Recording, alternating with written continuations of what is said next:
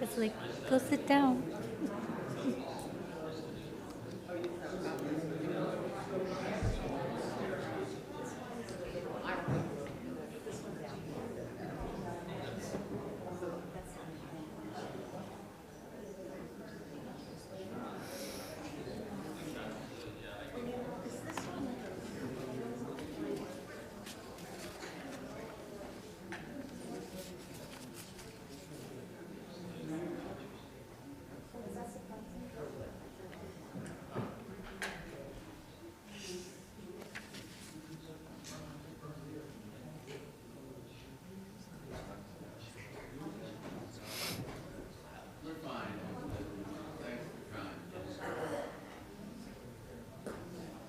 Okay. We are going to call this meeting of the Princeton Historic Preservation Commission to order. Pursuant to Section 13 of the Open Public Meetings Act, adequate notice of the time, place of this meeting was given by posting prominently on the official bulletin board of the municipal complex at 400 Witherspoon Street, a schedule of the regular meetings of the Princeton Historic Preservation Commission for the year 2025, which posting is to be maintained throughout the year, and by transmitting a copy of such schedule to the Princeton Packet, Town Topics, the Trenton Times, and Comcast Cable of New Jersey, and by filing a copy thereof with the Clerk of Princeton, New Jersey. And Ms. Kim, can you call the roll? Yes. Ms. Howard? Here. Mr. Shatskin? Here. Mr. Shore? Here. Mr. Endersby? Here. Ms. Friedman? Here. Ms. Capozzoli? Here. Ms. Satterfield? Okay. Thank you. And then I'm going to arrange the order of the agenda a little bit so that we can call for a nomination for the chairperson, so that person can take over for me. Do we have a nomination for the chairperson? Yes. I'd like to nominate Julie Capozzoli as chair. Do we have a second? Second. Second. And do you want to call the roll? Ms. Howard? Yes. Mr. Shatskin? Yes. Mr. Shore? Yes. Ms. Friedman? Yes. Mr. Endersby? Yes. Congratulations. Thank you. Do we have a nomination for vice chair?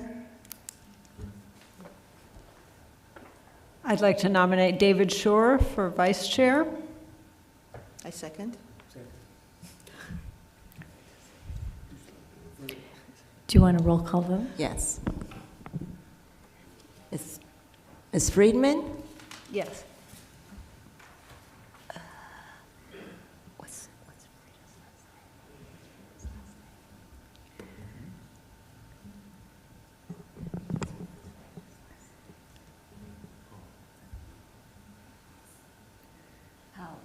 Ms. Howard? Yes.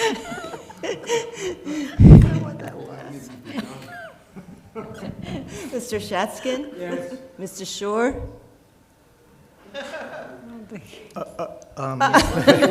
Mr. Endersby? Yes.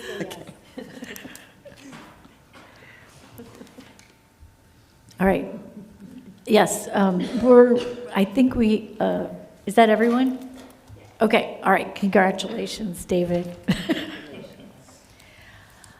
All right, I think other than that, we have one resolution for the recording secretary and another for the subcommittees. Would someone like to move that? So moved. Okay, thank you. A second? Okay, Roger, thank you. All in favor, please say aye. Aye. Opposed? Motion carried. Thank you. Thank you so much for coming tonight, and I apologize for the late start.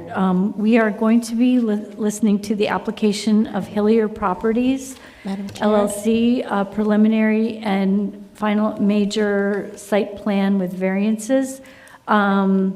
This application will be going to the planning board like the third week in January. So we are advisory to the planning board. And I will let Elizabeth read off the property addresses. Madam Chair, just to confirm, do you want to do the subcommittees at a later time? Yes, please. Okay, thank you. So this application is from the Hillier Properties LLC. They filed an application for preliminary final and major site plan application and historic preservation plan review to develop on 13 lots located on the west side of Witherspoon Street between Green Street and Lytle. There are 11 of these lots that front onto Witherspoon Street, 1 onto Quarry, and 1 onto McLean. These properties span over 3 lots. Although the lots are not contiguous, they are clustered, creating 3 distinct sites and 1 standalone site. These have been identified in the applicant's subdivision as 4 separate sites and have been developed in that manner for this report. So for the purposes of this report and for consistency with the application, these sites will be referenced as sites 1 through 4.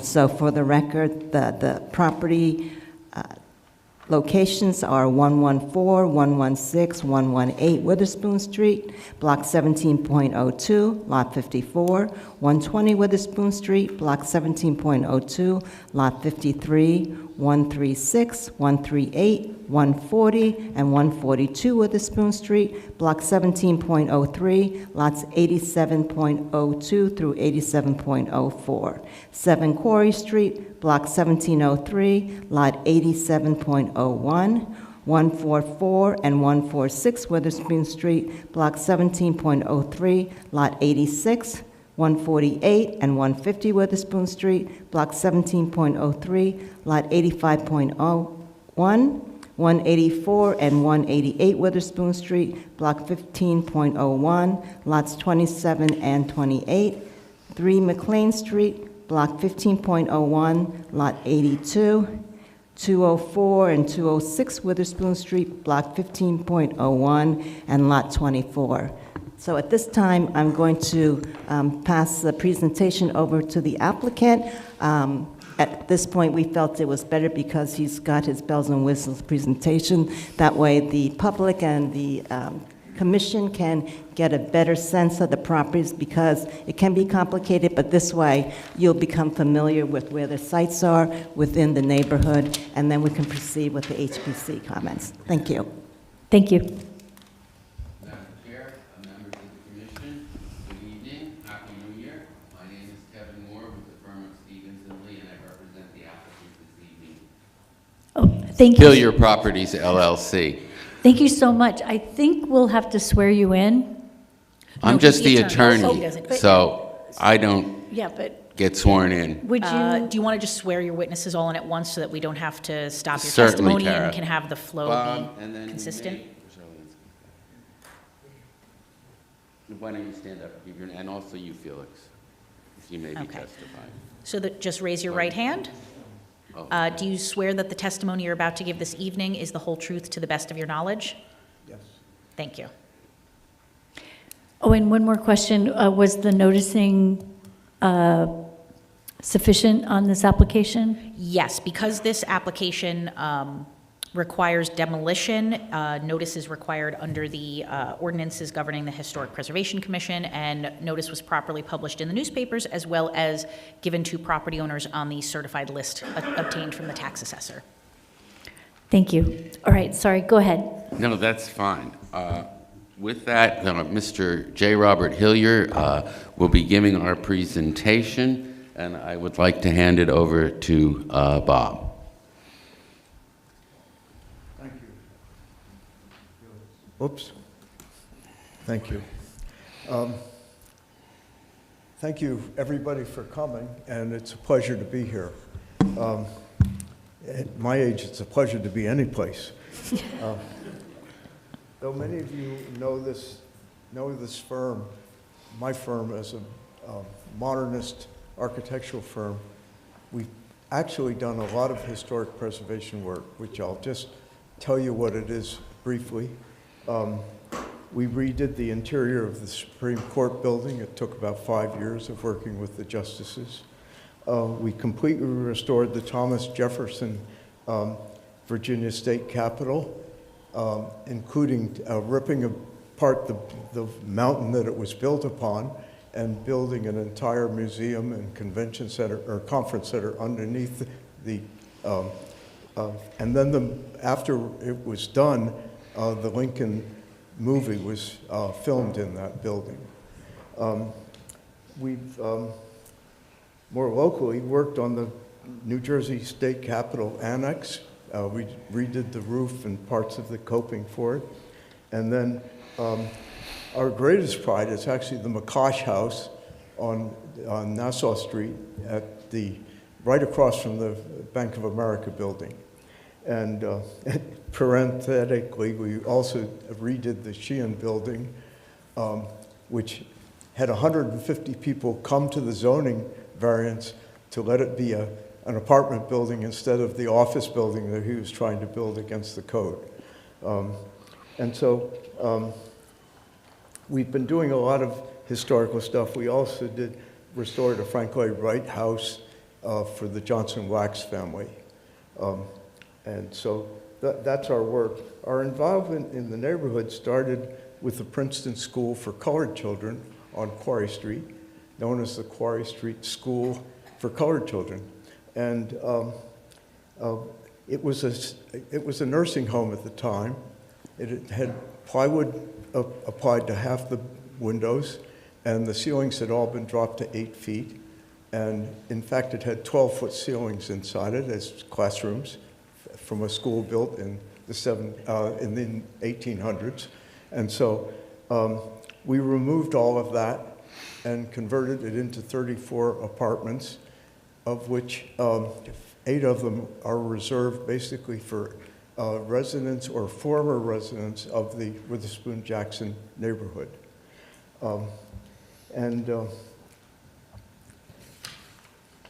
Excuse me. The African American community has been very special because it's a self-contained, self-sufficient, and totally segregated community until 1948. According to Shirley Satterfield, in 1948, you weren't allowed to walk on Nassau Street. And the Princeton plan came into action, and we renamed the building the Waxwood in honor of the principal of the school, Dr. Waxwood, who marched the students up to the Nassau Street school at the time, at grammar school at the time. And the building was basically turned over into a nursing home for a few years before we bought it. I bought it from Bob Robert Shaw, and that's important because later on I acquired a bunch of properties from Robert Shaw's daughter. And in fact, I want you to know that I did not set out to redesign this whole neighborhood. I just ended up owning a lot of the properties because I helped out 2 contractors, and the building next to us was the original school for colored children. And we, in fact, I called up Robert Shaw and said, I'd like to buy that building because it had a parking lot right next to our office. And he said, Bob, you got to talk to my daughter. I called his daughter, and she said, I won't sell it to you. I said, why not? And then she said, unless you buy everything. And so I ended up buying his property, and I ended up helping 2 contractors who had defaulted and needed financial help, and I ended up with their properties also. And that's how I ended up in, owning all of these properties. That said, I also have, for years, been walking through this neighborhood. I've lived in Princeton for 75 years, and physically lived here. And I used to deliver flowers by foot from my mother's flower shop down Witherspoon Street to the hospital. And so I've had a lot of admiration for it. Now, in terms of historic preservation, this was going to be a restoration, which is level 3, if you look at the 4 levels that are in the Princeton Master Plan, and also in the guidelines that are presented by the National Park Association. And the National Park group has a fourth group, which is called restorations. And restorations means a complete rebuilding of an original structure that was there. Now, I'd like to just ask, how many of you in the audience know that Williamsburg was a rebuilding and not a restoration or a preservation? It was built from scratch in 1937. So it's all of 88 years old. And that's a fact of life. So now we've had two structural engineering companies look at the project, and we've had two contractors look at the entire project, and they both have said that we would save a lot of money if we just tore the whole thing down and replicated it. And we don't want to do that because there is real history in those bones of the buildings, especially the ones that are facing Witherspoon Street. However, behind them is a bunch of old, beat-up buildings, which I'm going to show you pictures of, that have been basically ignored for their entire life. And what we are going to do is tear down all of the big old buildings that are behind them because they're ready to fall down, and you'll see why and how.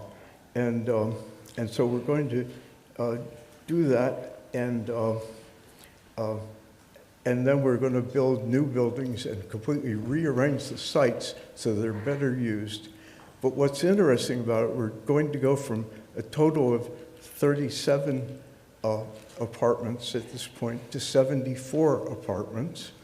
And we're not actually increasing the space of the buildings by much. We're just densifying the existing buildings that we have and then adding on the back of them. And so I'd like to now take you through the presentation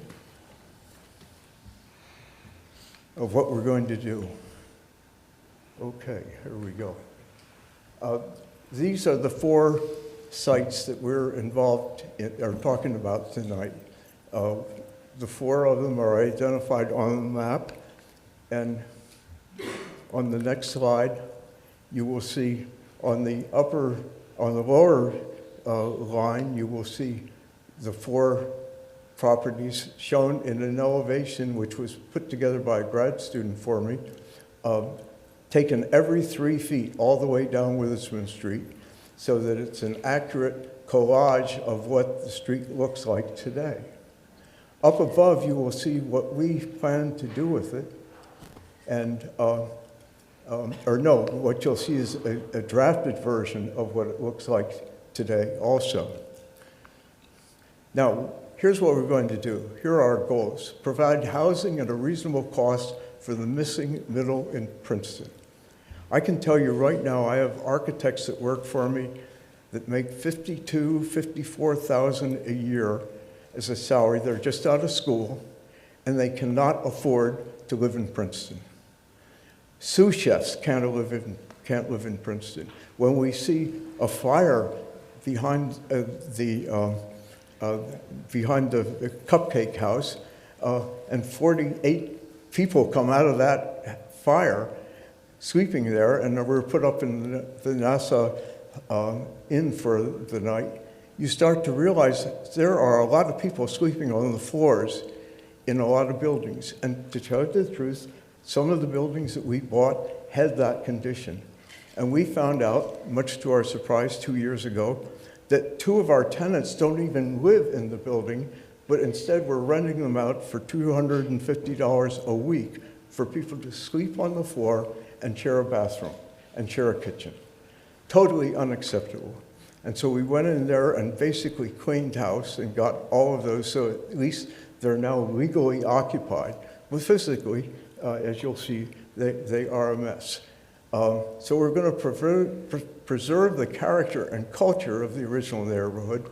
We're going to preserve the diversity in population, provide housing that's at the scale of the neighborhood, and I hope those first drawings lock into your mind as that's the scale of it. We're going to provide housing for all ages. It's going to be sustainable and a safe environment, and we hope to increase the sense of community.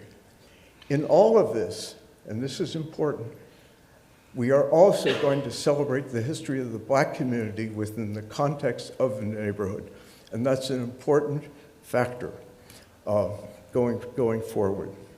For instance, we're going to be naming buildings after prominent residents, historic residents of the community. We're going to have Floyd Hall in honor of Jim Floyd. We're going to have excuse me, I got it over here. I always forget her name, Trotman. We're going to have Mildred Trotman's hall. It's going to be called Trotman Hall. And the Jim and Fanny Floyd House is going to be called Floyd Hall.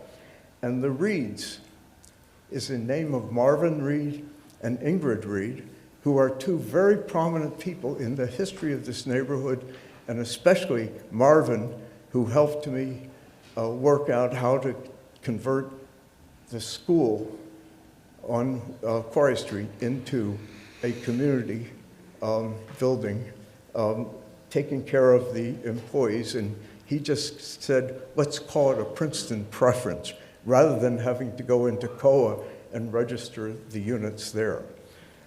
Something I'm not supposed to say publicly, but in fact, that's what we did. Now,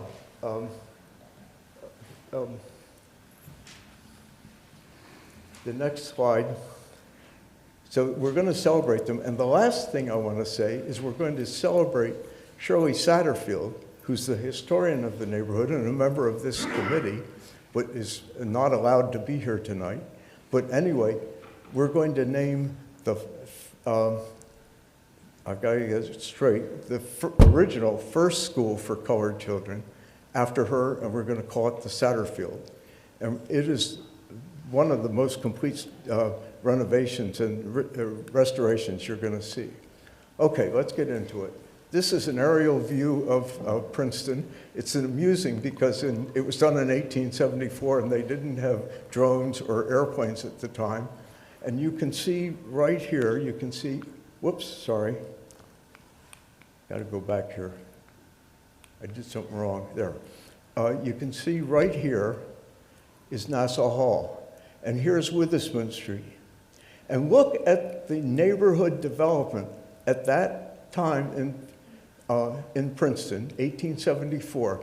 Look at how developed it was already there because of the convenience to the university and to the center of town. Look at how much just country there is around the rest of the town. So here's Nassau Hall, not quite aligned the way it really is on that with Witherspoon Street. And here is the Princeton University campus at its very beginnings.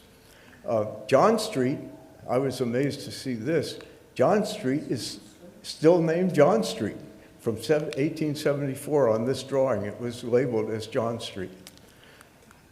Okay, this shows the history from 1895 to 2020, and it shows the growth in the density of the neighborhood. And you can see, except for when the quarries, when the school was built, right, whoops, sorry, I'm sorry about that, right here, there were no big buildings in that neighborhood.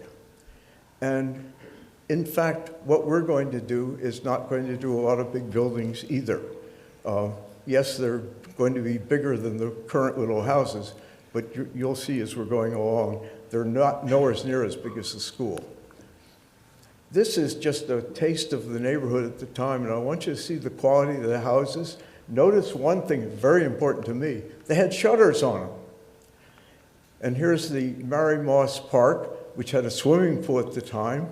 You can see the kids gathered around it. And there she is right there, the boss, called Moss, watching over her park at the time. These are a couple of other houses on the street. Again, they had shutters. And then this one's very interesting. This is the original building right here at the corner of Jackson going this way and Witherspoon going this way. And look at the porch. And this is an Italianate design porch. And then they did an addition to it, and there's an Italianate design porch.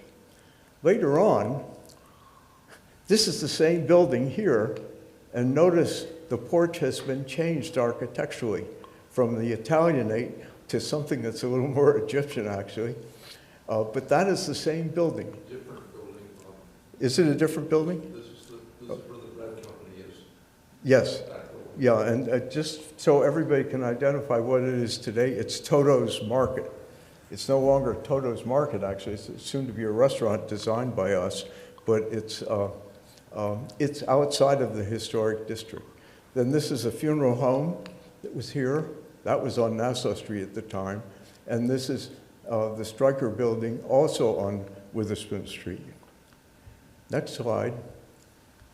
This is the Witherspoon Street School, formerly School for Colored Children, and it was built in 1873, and it's somewhat of a stucco monster today. And that is what it looked like with the whole school assembled out on those front steps, including somewhere in there is Shirley Satterfield's grandmother. And you can see how handsome that building was. And today, just to go back, that's what it looks like today. But the windows are still there. And if you look at it carefully in the stucco, you'll see the ghost of the arched window that's there. But you won't see the ghost of that porch, which was really quite handsome and in the Italianate style. This is a prep school that was at the corner of Riverside Drive and what is today Riverside Drive and Nassau Street, and it was all for boys, and this is what it looked like, and then, and this is what it looked like now, and we believe that, and the historian and grad student that we had work on this for a summer believes that this Witherspoon School was actually following in style the prep school, the boys' prep school. The university gave us a grant for $5,000 to hire a graduate student to spend the summer. And the poor girl, it was during the COVID period, and she was the only person working in the office at the time. And she went to work and looked into what had been the predominant style on Witherspoon Street. And it turned out it was Italian. And these are things that she found, Italianate and then later Victorian colors. And books by this one by Downing. He was selling books on country houses and books on cottages. And he was also supplying color schemes and detailing. And that's the way this neighborhood got started. Here's where we are today. These are all code violations that are physically impossible to make and fix in many ways. For instance, many of the ceilings are at 6 feet, 6'6" inches, and one of the complaints about our buildings is they're a little bit higher, and that's because we're putting 9-foot ceilings in because we haven't done an 8-foot ceiling in 10 years, to tell you the truth. Because people are taller today than they were back then. But look at the violations, the number of violations that can't be fixed unless we really go to work on them and put an investment into the properties. And to pay for that investment, we need the additional square footage to create rents for us. This is the basement of one of the buildings. Look at the structural conditions. They get worse. And they get even worse. This is what's in the basements of these buildings. Notice they're dirt basements, and notice that they're being propped up because the beams above are too light to take the traffic of today, the furniture of today, and they're just, the floor joists are too small. We're going to replace all of that inside the shell of the original buildings. Now, this is the corner of I think it's 142 Witherspoon Street, which is a handsome building which has been stuccoed over like everything. And right here, if you look carefully, you can see a corner board for what was clapboard. And so the clapboard is underneath that, and what we're going to do is take all the stucco off the whole street and actually get back to what these buildings were really made of. And you'll see that in a moment. This is from Baxter Construction, telling us, you know, what needed to be done, and at the end they say, frankly, you'd be better off to get rid of these structures and build new ones. We also have an even more complete report from our structural engineers. Now, the standards of the guidelines, I already talked a little bit about this. The restoration is what we're doing. It entails an accurate depiction of the form, features, and character of the property as it appeared in a particular period in time by means of removal of features from other periods, like some of the later stuff that was added in its history, and a reconstruction of the missing features. And that's what we're going to do on all the houses facing Witherspoon Street. Here's 3 of them right here. And we have measured every single window in the whole neighborhood to make sure that we can imitate them. And I want to talk to you about the windows in buildings, because they are what really give the buildings the character, their character. And these buildings' windows have been jeopardized by poor and cheap replacements. They've also been had storm windows added and air conditioning added, air conditioners hanging out the windows added. And all this does is further jeopardize the architectural beauty of the neighborhood and its basic character. We're going to change all of that by, number one, putting in air conditioning, in-house air conditioning in all the buildings. They will all be air conditioned. They are also going to be sprinklered so they're fire protected. This is a door drawing, and we've been measuring all the doors also. Let me tell you that when we rebuilt the Quarry Street School and turned it into the Waxwood, we went to a company in New Hampshire. It was the biggest contract of the entire project. It was $350,000. And what we did is we got thermopane windows that were designed and built exactly like the original buildings. And that's what we want to do here also. And so that's why we've done these drawings of the existing buildings as they were. Now, I'm going to take you on a tour of the street. What you see above is what's existing. You've already seen that shot. And what you see down below is what we're going to do. You're having a hard time, I'm sure, in the back of the audience seeing this, but I'm just going to point out, whoops, sorry. I keep doing that. I'm going to point out to you, right there is a 3-story building that is behind the existing buildings. Right here is another 3-story building that is behind a new building which was not recommended to be preserved because they quote in the report, it added no value to the historic aspect of this. And so what we've done is actually recreated the original building that was there. And if you come down here a little bit further, there's the Waxwood, there's the Satterfield, and right behind it you can see a building. And then down here at 204, 206, you'll see here also the building behind.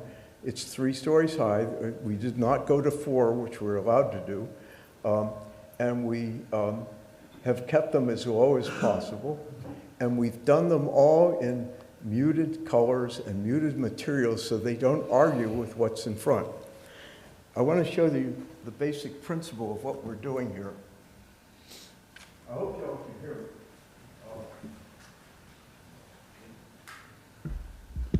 If I have a house, Bob, you've got to walk the line. Excuse me. oh, thank you. Okay. If I have a house like this, facing Witherspoon Street, that's the existing 2-story house. And now I'm going to build a 3-story addition to it. And the first thing I do is I put in a corridor, and here's what happens. I did this wrong. These are all have porches out there. Excuse me. They have a porch. So you go up the steps, and you go into the porch, and you go into the first story, and that, we've taken a duplex, and we've made the first floor a studio apartment. And then we go upstairs, and we make that another studio apartment. How do we get there? With another corridor on the back of the building, and this unit down here has a door to that corridor, because that corridor has fire escapes, elevators, and also garbage disposal and mail pickup. So all of the necessary things in life are related on that back corridor. And then here we have the 3-story building. And so that's what we're doing, is coupling the old buildings and densifying within them, and then building or replacing what was behind them with new 3-story buildings, which are done in a very quiet gray or dark brown material of shingles. So that's the basic concept, and what that does is that lets us get more units on less land, and it allows us to increase the density. And by increasing the density and making smaller apartments, it's okay, because guess what? The campus is 5 minutes away. The YMCA is maybe 8 minutes away. The art center is right in their lap, and so is the library. So it's right downtown, and all you really need is a nice place to be comfortable, make your dinner, and be able to sleep. And we can do that, especially when most of the people living in these houses today don't have cars, they have bikes, and they also don't require much because it's all right around them. We are going to have laundry facilities in the basements of all of these buildings, and where we have more than a studio apartment, the 1-bedroom units start to have their own washer and dryer. So that makes a much more decent environment for them. Okay, now I'm going to keep going here. This is the first section, and you can see here is a store that is a bodega, basically, right here. They send money back to South America. They also have a lot of groceries, et cetera, and they are just busting out at the seams. And we also have a shoe store, a soccer shoe store, down on our property, and he's doing okay, but he could do much better if he had more foot traffic.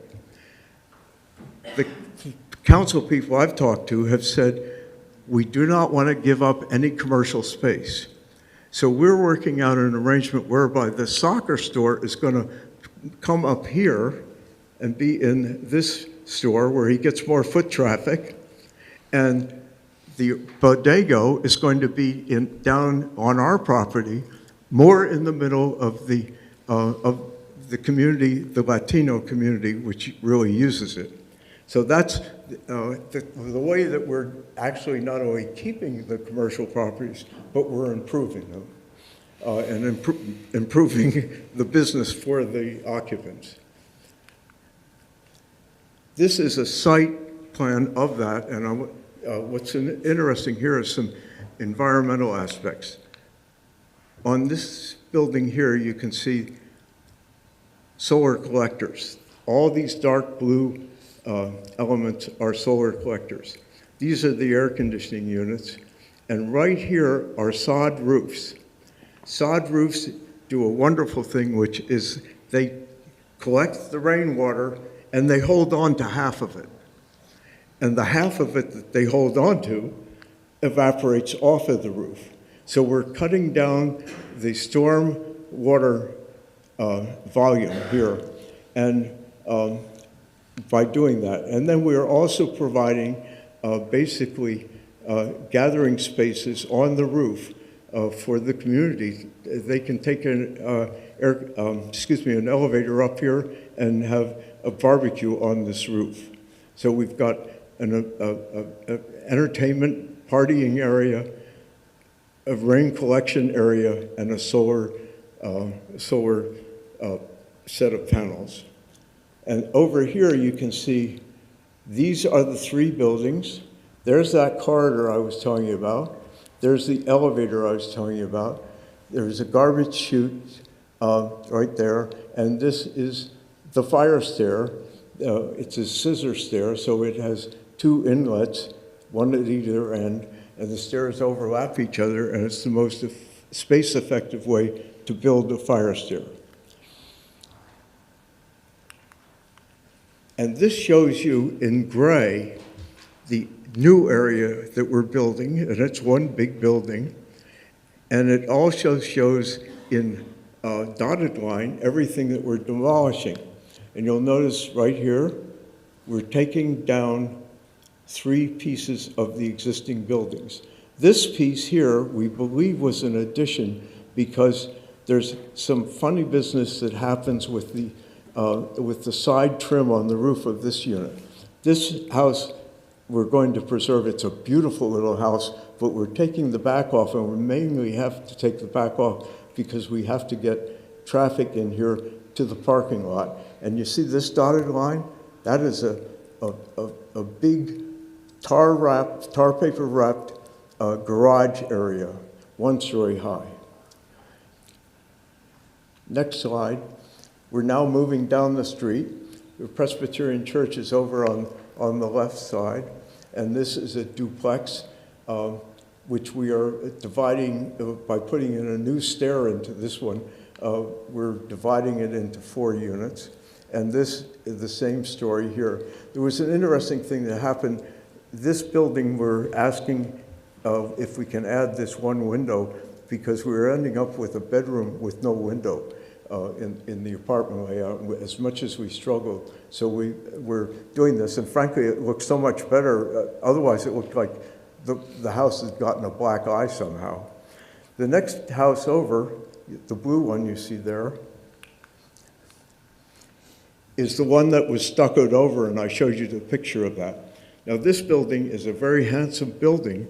It was originally blue, as the best we can tell, and it had a basement apartment, and it's going to also continue as a basement apartment, but what we're doing is making an entrance courtyard for it that you go down here, and we're putting another outdoor courtyard outside the bedroom here that's sunken below the street. And so this lower unit will now be kind of a really special unit rather than the slum that it is now. And then upstairs, we're having 2 apartments in here. And this is the building that the historic report said was non-contributing. This and the little tiny restaurant that's here. And what we're proposing is a larger restaurant with an outdoor dining area in that area, and then a second store would be at this location here. One of the great things about rebuilding this building is this is what the original building looked like. Shirley Satterfield will tell you that this was a special kind of nightclub. And so what we've done here, I don't know how many of you have ever noticed the terrible steps that are there. We've had 2 people fall out of the stores on those steps and into the street. And a total cost of $150,000, and it just settlement of the damage. And actually the stairway that is there is in the right of way and shouldn't be there at all.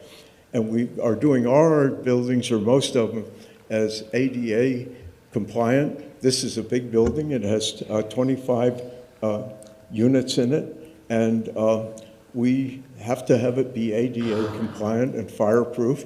And so that's the reason that we think it's best to rebuild it.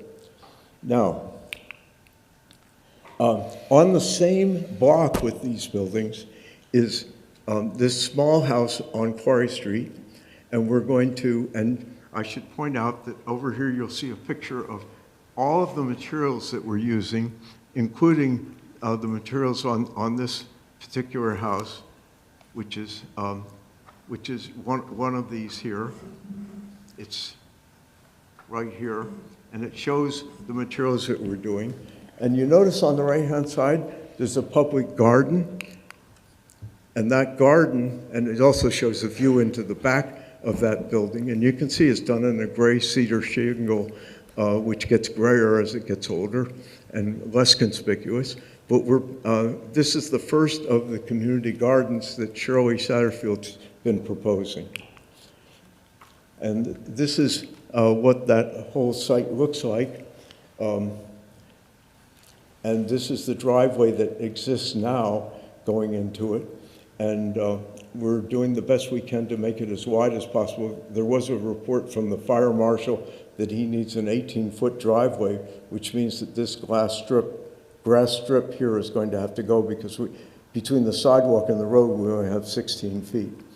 And so he needs that. But there you can see the garden here, and you come over here, you see the solar collectors. They're done in white on this drawing. And here are your roofs, and there are your amenity areas right there. Now, just moving on down, this is that same view, but it now shows the floor plans and where things are. And this area here is actually a garbage collection area because we have the restaurant in here. And there's the indoor dining for the restaurant, and then that's that outdoor courtyard I talked about. And next to it is Barsky's building, which we don't own. And this shows you how little we're tearing down here. We're basically tearing down the original building and simply replacing it with a much larger new building. And this is the Satterfield.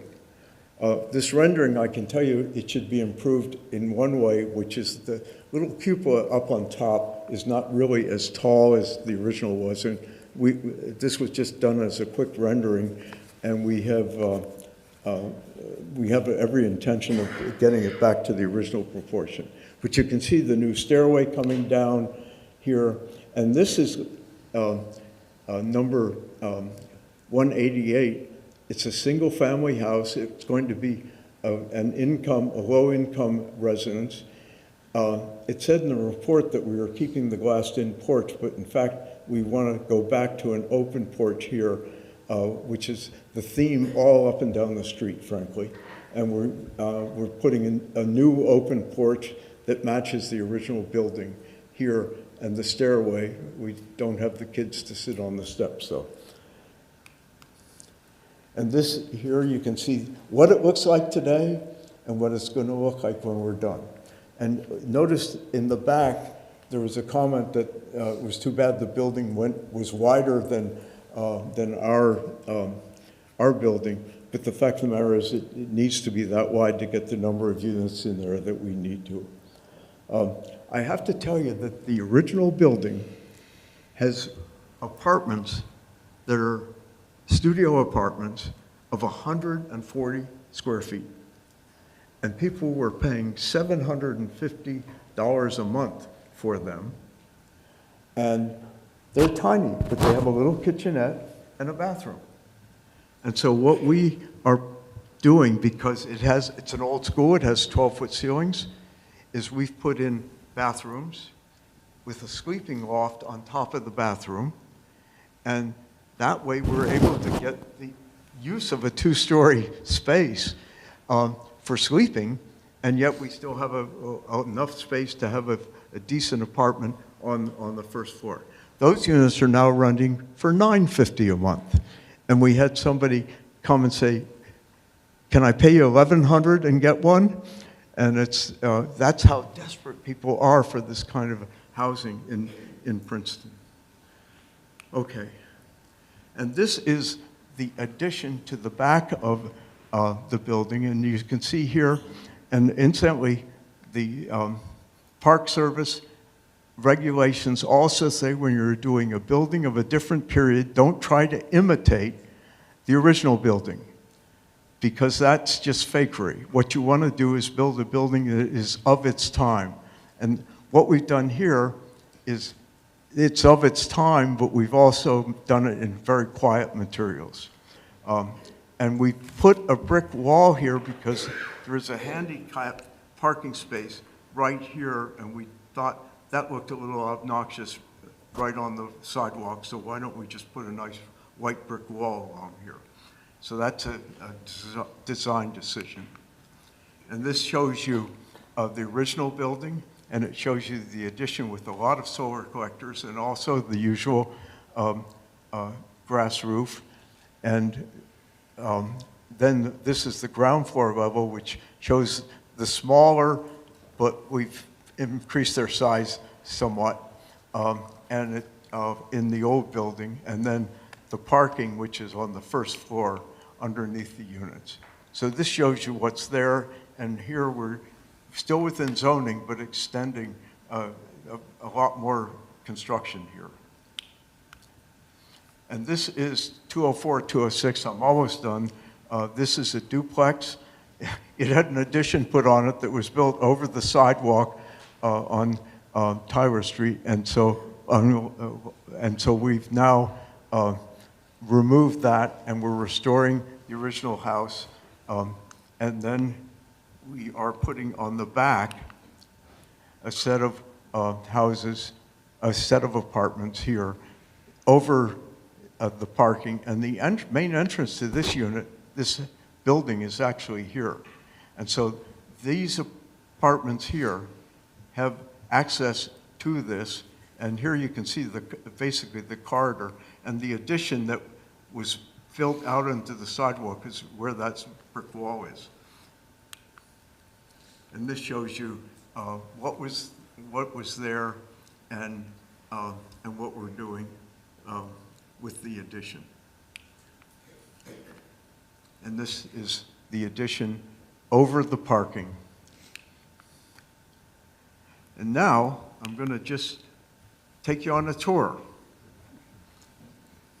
And we're going to go down, and this is up at the beginning. There's the bodega, which we're going to convert into a soccer store. And these are the restored units. Notice we have shutters on them now. The reason we got the shutters is we saw the shutter hinges were still there, attached to the windows. And now we're coming down to the 150 group, which shows the 2 duplexes, which are converted into more units. The new building with the restaurant in it. Barsky's building, this is a hairdresser that we happen to own. It used to be a pharmacy. It was a great pharmacy when the hospital was here. And then you come down, and right here as you cross the street, here's the Satterfield. And I should point out that every one of these houses has the required bikes also under shelter as part of the parking area generally. And that's our whole office complex, and this is 204 and 206. And that completes my presentation, Madam Chairman. I'm sorry that it was long. No, thank you. Thank you for that. I want to turn it over to Elizabeth and just give her a chance to review, especially her general comments on the project and any other reports she'd like to mention. I know Stormwater had a report, a very favorable report, and Dan Dobromilski had a report on landscape, and then I believe Dan Weissman had an engineering report. So if you just briefly want to touch on your Thank you, points. Madam Chair. So I want to thank Mr. Hillier for his presentation. It made it that much easier for me. He did address a lot of the comments that I had in my report, so that way I can just kind of glaze over that. I would just say generally, just to kind of summarize, because I'm sure that there'll be a conversation about this with the commission and possibly comments from the public. I believe that the applicant did a really good job as far as his research, and as he talked about, he could have built the building so much higher, so I think that there was a level of sensitivity that he had displayed in his approach to the design of these buildings and his concern for keeping the integrity of the Witherspoon-Jackson Historic District intact, and his great restoration of what's called the Douglas Hall, which he talked about, the first African-American public school. So there's a lot of great improvements that's going to really highlight this neighborhood. You know, the Douglas Hall itself is an institution that really is going to shine, and especially on that location. The question I did have is I did feel that there were, from a historic preservation point of view, that if certain buildings were perhaps brought down a little bit lower, and as Mr. Hillier had said, the intent of historic preservation when you add an addition is never to mimic what's there, but to have it obviously be visible as an addition and not to be false history. So I believe that he did that, but also, you know, we do look at the relatability of the existing building with the addition that goes on. So those were just some of the comments that I made about that. But it was, you know, I am concerned about, I guess, the last building. I'm just remembering what the address was. I just felt that that building was much smaller, and in proportion to the addition there from Lytle Street. I mean, I think that the view of it from Witherspoon Street for all these improvements were better masked, and the color palettes that were selected really helped recess the buildings because they are in the back of the buildings when it's viewed from Witherspoon Street. But the side streets, Quarry, Lytle, you know, they are more visible, and you're approaching into a residential area. So the approach to the design and the way you view that streetscape is a little different. So that's where my concern came in. When you're going around the corner more to the residential area, that it became more apparent how larger, not that it isn't bad for larger, but concerned about the compatibility and the transition of that structure within that neighborhood. So I'm just going to leave it at that, and we can circle back. HPC comments. All right, thank you. Did you want to talk about any of the other reports, or do you feel like that we can do that later? I think that we could do that later. Thank you. Okay. All right. I'd like to open it up to commission members if they have any questions right now from Mr. Hillier, and if not, then I would like to go to public comment because we do have a large number of people in the audience tonight. So, are there questions? All right. Sure, go ahead, David.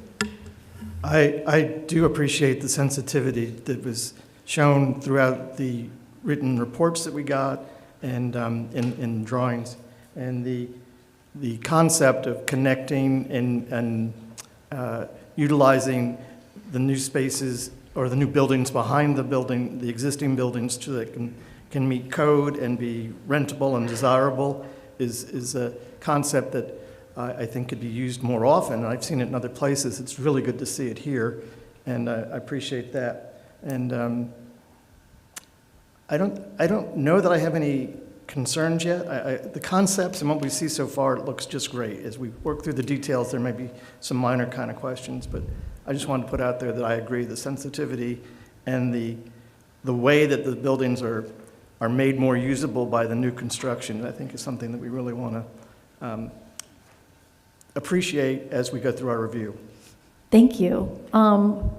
Any other comments or questions? Elizabeth? Yes, there was one item which I thought was really important to really understand the impact of these improvements is understanding what the adjacent properties are like. A lot of times you're looking at an isolated design and it looks great. And again, Witherspoon Street is very different from the side streets. So I'm not familiar with what's happening behind the buildings or necessarily what's happening on the side adjacent to a development that goes into the side streets. So that's something that I feel is important to kind of put in perspective of the development. To address. All right. Other questions? All right. If there are people in the audience who would like to make comments, I guess we could start a line, and then each person would be sworn in, and you'd have like around 3 minutes to make your comments. So are there people in the audience who would like to speak? If so, I guess just head to the microphone, and then our attorney, Tara, will take your name and swear you in, and then you can make your comment. Can you just raise your right hand? Do you swear that any testimony you're about to give this evening is the whole truth to the best of your knowledge? Yes. And then can you state your name for the record? Sure, Don Greenberg. I live on Lytle Street, and right now my view out my living room window is the parking lot of your office. So I took a picture of it the other day, and it was filled. So now you're adding a ton more usage. How are you going to address the parking? Because you already have people parking from your office, and now you're going to have more residents living there, and you only require 5 parking spaces for, what, 12 units? How's that going to work? Because, as you know, on Lytle Street, parking is brutal during the daytime, not so bad at night, because you have to have a permit, which is never enforced, by the way. And I was wondering how you're going to address that. And so now I also have my view out my living room window is this big box. And granted, the parking lot's not gorgeous, but so does the building have to be that big, and how are you going to address the parking? The parking, we have an arrangement with Copperwood, or excuse me, with the, with the, Your microphone. I'm sorry. We have an arrangement with the Waxwood. The Waxwood has 54 parking spaces, and it only has 34 apartments in it. So it has 17 extra parking spaces. And if you go by there at 4 a.m. in the morning, you'll find those empty spaces there. And when we acquired these properties, it was easier for some of our people who are in more demand and have to get in cars and go out to park them there. But we're not going to park them there. We'll park them at the Waxwood. So your employees are going to park at the Waxwood, and then the residents will park on site? Yeah, the residents for this building Yes, will park on site. but there's only 5. You're only allocating 5 spots Yeah, and that's for 12 units. I mean, there's going to be more cars than that. No, but if you go, just as an example, if you go to the property at the corner of, if you go to the building behind what's going to be the Satterfield, right now, at night, there are 12 parking spaces there, and there are 3 cars parked there every night, and that's all. Well, yeah, at night, I'm not worried. Yeah. I'm talking about during the day. Because in addition, so if you have people who maybe work from home or have more than 1 car, which is possible, right? You're going to have people looking for parking spots, and they end up parking on Lytle Street because there's no permit requirement on Lytle Street during the day. But part of what we're operating by is that the people who have this tendency are not going to have that many cars. Everything is walkable from this whole neighborhood. And so they aren't going to have that many cars. And why? Because they're only making $50,000 a year, and a car costs $12,000 a year to have. So, Well, there's a lot of people that live in the area that don't make a lot of money That's that right. have 1 and 2 cars. So, to say that they're not going to have cars, I think, is kind of pie in the sky. I'd also like to remind everyone that we are advisory to the planning board, and that our role is to review the historic aspects of the application, Okay. and the planning board will be dealing with parking, most Okay. definitely. Fine, I don't want to take up Okay. everybody's time, so. All right. Thank you. Because, I mean, in general, I mean, it looks great. But, and my other concern was the bulk of the building on my other concern was the bulk of the building on Lytle Street. Is there anything that can be done to address that? Because, I mean, you know, I mean, it's cool design, but it looks like a big box from my living room window. Yeah, So is there anything that can be done to address that at all? we can work with you on that, I'm sorry. Okay, yeah, no, take a drink.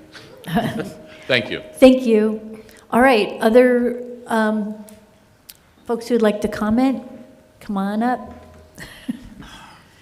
Just raise your right hand. Hi, Bob. My name's Annabelle Radcliffe-Trenner. Oh. Sorry.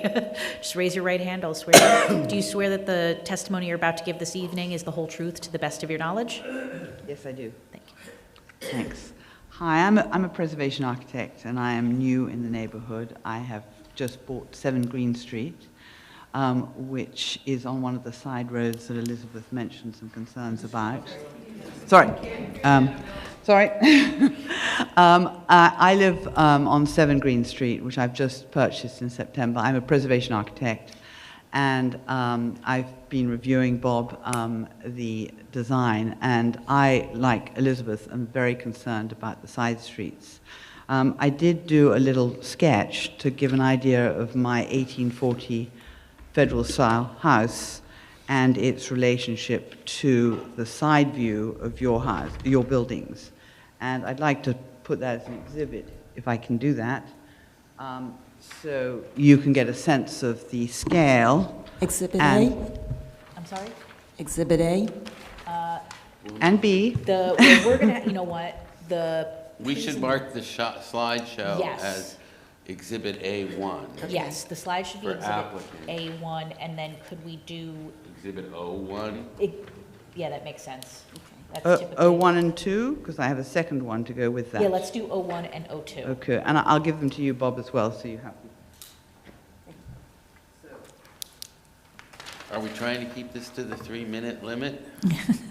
Well, there's nobody else behind me yet, so. Okay, we're good so far. As I am, I think my concern is that my little federal-style house, proportionate to this, with a building being built about 2 foot away from my property line, is really not an acceptable sense of character-defining feature to the historic district. I think it's disproportionate and not in keeping with the character. I understand the finances, but preservation is not about finances. Preservation is about preserving historic character of streetscapes.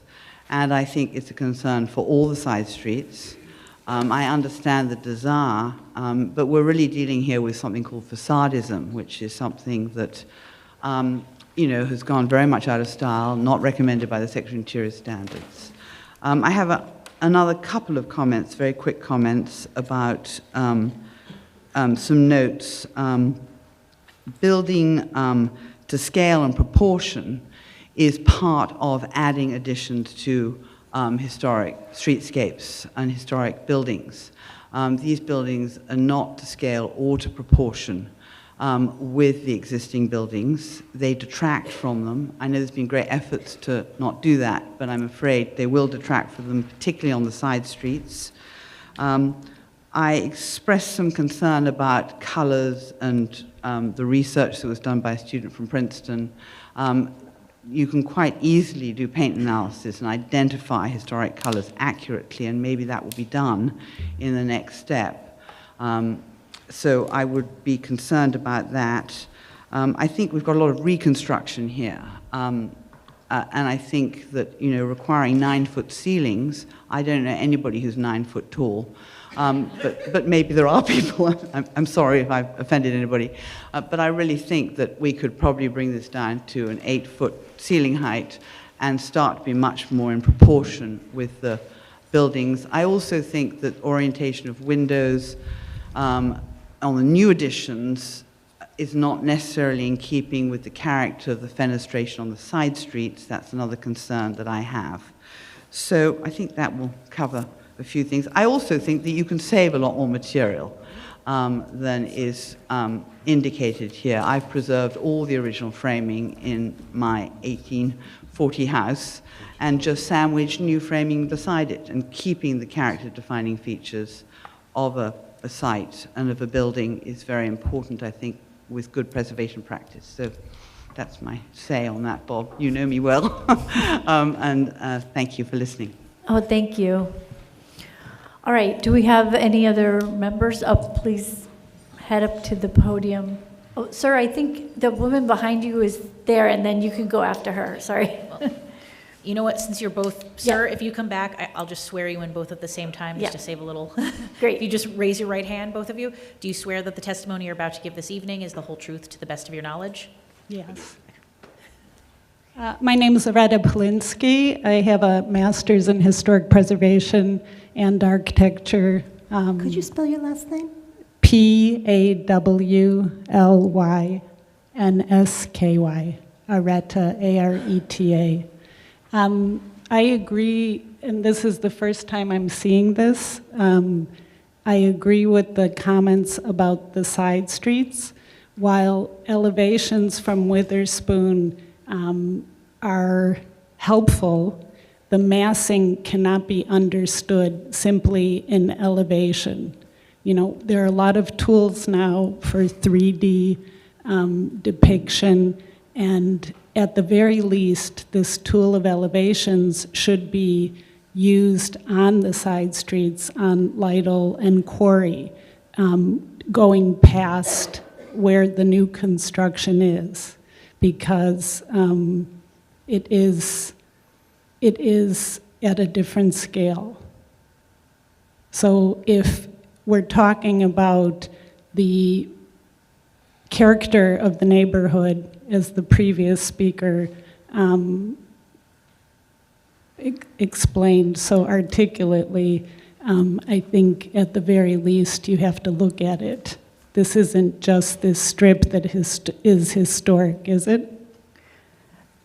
No, it's a whole district. I mean, the side streets are included. So that's very important. So I would urge you to do that. Thank you. Okay. Hi. Sam Borai. I live at 29 Green Street. I just wanted to make a comment just in general. I think it's a very well thought out plan. It looks like, you know, a lot of detail has been, a lot of attention has been paid to the detail on the street on Witherspoon. You know, one of the themes that I've heard throughout discussions on the master plan in Princeton, a lot of people are concerned about the amount of affordable housing. Just the prices in Princeton keep going higher. There's not enough housing for people that make a certain wage, and I think this is a great way to not overdo it, but allow for extra housing downtown. And to have it that close to downtown is really, you know, a really nice feature. And like Mr. Hillier said, you know, the fact that, you know, when people do live that close to downtown, less reliance on cars, I do agree with that. I understand it's hard to, you know, to figure that sometimes. You see the number of spaces per unit and it just doesn't make sense, but, you know, some people park during the day, some people park at night, and vice versa. So there is some shared parking in a plan like this. So I just came out to say that I think the plan looks nice. Good luck. Sam, could you spell your last name, please? Sure. B-O-R-A-I-E. Thank you. Thank you. Come on up. Hi. You just raise your right hand. Do you swear that the testimony you're about to give this evening is the whole truth to the best of your knowledge? Yes. And just state your name for the record. Yeah, my name's Kathleen Carroll. I live at 167 John Street. I'm glad to hear Elizabeth's comments on the massing of the buildings from the side streets. I'm always driving Quarry around to John and then back on McLean, so particularly those building on McLean Street behind the old school is it's very close to the sidewalk. It looks huge from the side. So that building kind of concerns me. And I just wonder if the buildings can have, I know it's nice to have a big box where you have a flat roof and lots of roof space that you can turn green and stuff and put solar panels, but if it were stepped back a little bit on the top level, it would be less imposing. So I don't know if the roof lines could be changed to be a little more attractive, because they do just look like gigantic boxes right now. So that, the closeness to the sidewalk also is a concern because we're trying to make the town more pedestrian, and the redesign of Witherspoon Street has been a bit of a disappointment because some areas don't feel any safer than they did before for pedestrians. And I feel like having these big boxy buildings so close to the sidewalk is yet another minus for walkers. Okay, thank you. All right, would anyone else like to comment on the project?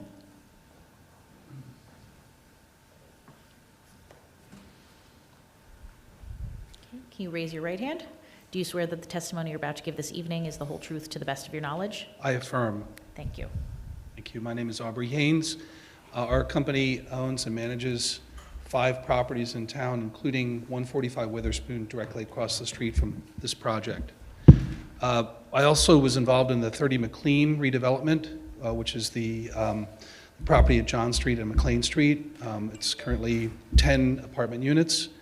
And when we came before the planning board, we had done 2 years of work interviewing neighbors around the Witherspoon-Jackson community.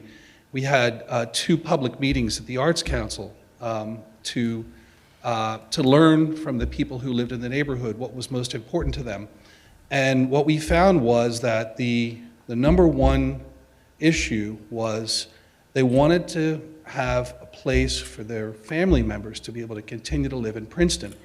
And because the expense of living in Princeton had continued to escalate, they really were hoping for a project where the units would be, I don't want to use the word affordable because that's a loaded word, but workforce housing, which is exactly what Bob is proposing here.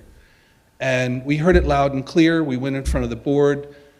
We said to the planning board, we have a 7,500 square foot building. We could do one 7,500 square foot building, which would be as of right, or 2 3,750 square foot units, which would be as of right. But we're taking a risk here and asking for the board to provide some bulk variances by allowing us to do 10 units. And we explained the reasoning why.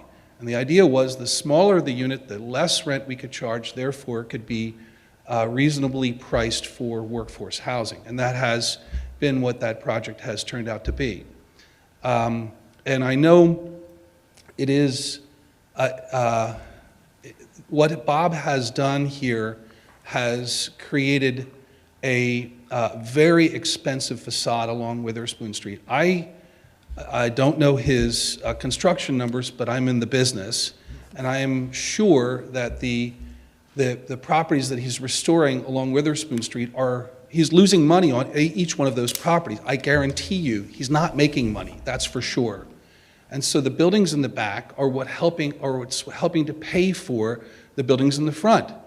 And if the buildings in the back are not of a sufficient mass, he'll be underwater financially with this project.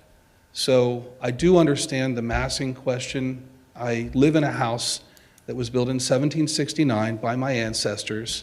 Our family's 11th generation Quaker, so I really understand the need to preserve historic buildings. I live that every day as I fix cracks in the walls and restore, it's a really expensive proposition to own a historic property. But what Bob has done to peel away the decades and years of decay and decline in the physical structure, but also the appearance of these buildings, and to restore them as we see in this presentation, to me is a tremendous community service, and I'm wholeheartedly in support of the project. Thank you. All right, still open. I've got another Another person, two people. You know, if we're going to have people line up, we can swear you in both at the same time. So, sir, if you just raise your right hand too. Do you swear that the testimony you're about to give this evening is the whole truth to the best of your knowledge? I do. Thank you. And when you both come up, just state your name for the record. My name is Yaina Moore. I live at 19 Green Street. My family's been here since the turn of the prior century, 1896 to be exact. And the important thing that I think we've at least achieved in part is that the street has been restored in terms of its livability and the execution of the general themes that were intended in the study that created the historic district. I just want to state that in the historic district study and the designation of Princeton's 21st district, it acknowledged that the architectural and historic significance of Princeton's Witherspoon-Jackson neighborhood. And this should be borne out not just by the naming of buildings, but to ensure through, and I'm sure Mr. Hillier will address this to the planning board, that there will be the opportunities for people who have lived in the neighborhood, have a history, and have been unable to stay in the neighborhood will have opportunities to live in this expanded development. The study found that the neighborhood to be a cohesive and intact expression of Princeton's largest African-American community, whose appearance and setting, and while it may not be the most beautiful to some, is a result of years of social, economic, and educational disparity brought about by discrimination and segregation. And what we don't want this development to have is for a population to now view it as a part of a market opportunity. The missing middle has not necessarily been the same population that has had its roots in the Witherspoon-Jackson neighborhood.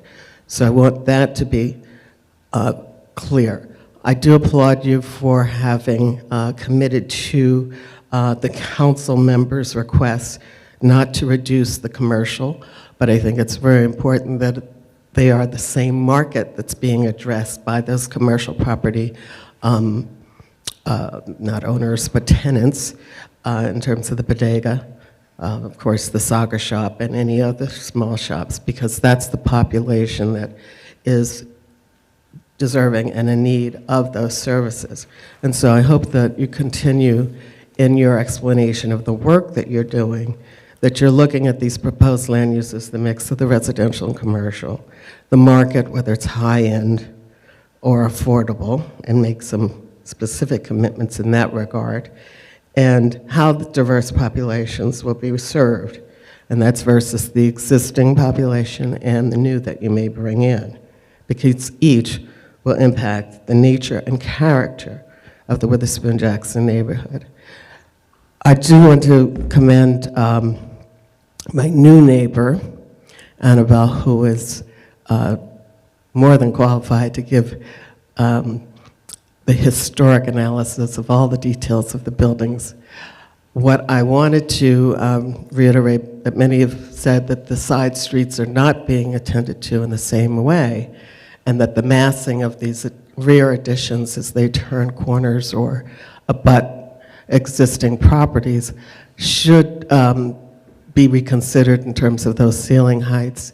9 feet may not have been what you've built, since 10 years ago, but it, again, has to do with the context of the neighborhood and the fact that I know you're trying to hide the solar panels and there are high parapet walls that you're creating at the roofs in order to have these somewhat concealed public areas for the tenants of your buildings, and that should reduce it. And Kate came up with a very good idea, she was the speaker before me, to perhaps give a different treatment to that upper floor, whatever level that may be, to reduce the impact of what appears to be a box, which it is, and the flat roof, which is not characteristic of the neighborhood.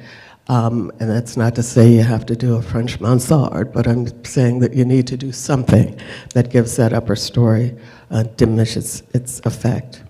Thank you. All right, thank you.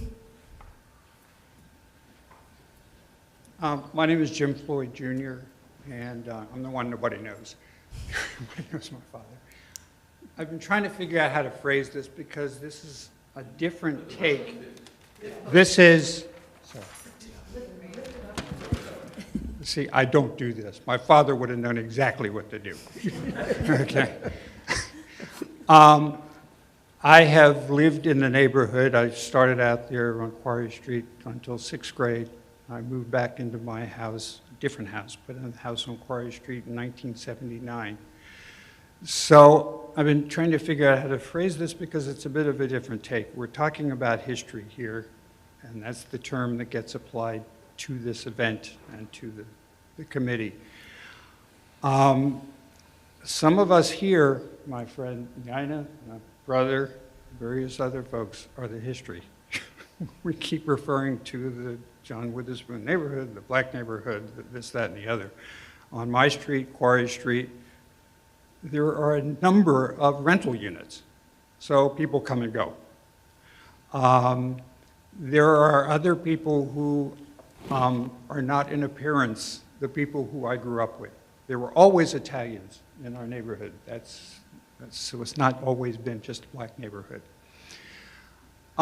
So I appreciate our new neighbors on Lytle Street, on Green Street, on my street. There are a few of us who, I live down the street from Shirley, who is our esteemed historian. But we aren't going to be there much longer. Many of us are old folks. I said to my daughter, who lives in Vancouver, well, you're going to inherit the house. And she rather, in a way I appreciate, said, look, I grew up with kids and went to high school with kids who can't afford to live here. Okay, as has been mentioned, as Yana has mentioned, and she said, I'll try to find a way to use our house for some of them who I know. So bottom line, however this is developed, there are many black folks who have grown up here, gone to school here their whole lives, who one say, I'm not going back there. I've had enough of Princeton. And many more who say, I'd like to be back there. I can't afford it. People my age or or the next generation older say, I can sell my house to newcomers for X number of dollars that will see me out. Okay? I don't know that there is a way. I know that Bob has some folks who I grew up with living in the Waxwood, and I think that they very much appreciate that.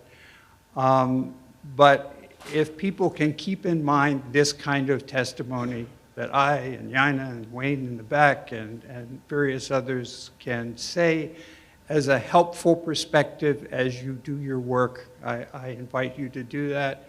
I know that Bob has helped us with plaques in the neighborhood. Bob has helped us with the summer focus on the neighborhood, and that's been a major attention getter and way for people to think about us. But that's a different perspective and won't be dealt with architecture, but it still is the history.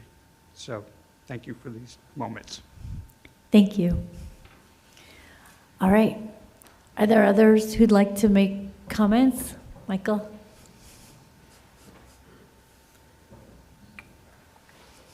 Okay, so just, ma'am, you can as well just raise your right hand. Do you swear that the testimony you're about to give this evening is the whole truth to the best of your knowledge?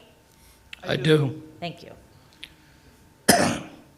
My name is Michael Floyd, 64 Harris Road. I think I first saw drawings of this with a private sitting that Bob granted maybe 3 years ago, 3.5 years ago, something like that. Here we are today. First, I wanted to come and say, you all look very attentive on this, and I rely on you from the historic preservation perspective. There's been some comments regarding bulk, height. I assume that, and it sounds like you're pretty much okay with this. I welcome more comments from the HBC board if you have some. I think the renovations, rehab of the existing dwellings are very, very good, appreciated. I did have concern about the massing, which we've heard a few times. I think between Green and Quarry, it's hidden better, and I also appreciate that it's away from the Presbyterian Church. I see Ben Colbert here and a few other people. And that spacing, of course, when you move the bulk away from something, you move it to something. And we had some speaker about that. Then the other sites. They are corner sites, which gets a little problematic because from your board's point of view is what you can see from the streets. So you can see the second property from Quarry Street, you can see it from Witherspoon. Luckily, the elevations of the buildings in front, because they're up on a little bit of a ridge, they're not seen as much. Of course, from Quarry, it's set back. I do have concerns about the Satterfield house, as you call it, and the bulk behind that. The framing, as you look at it, picture framing from Witherspoon Street, I kind of wish it didn't extend on the McLean Street side so much.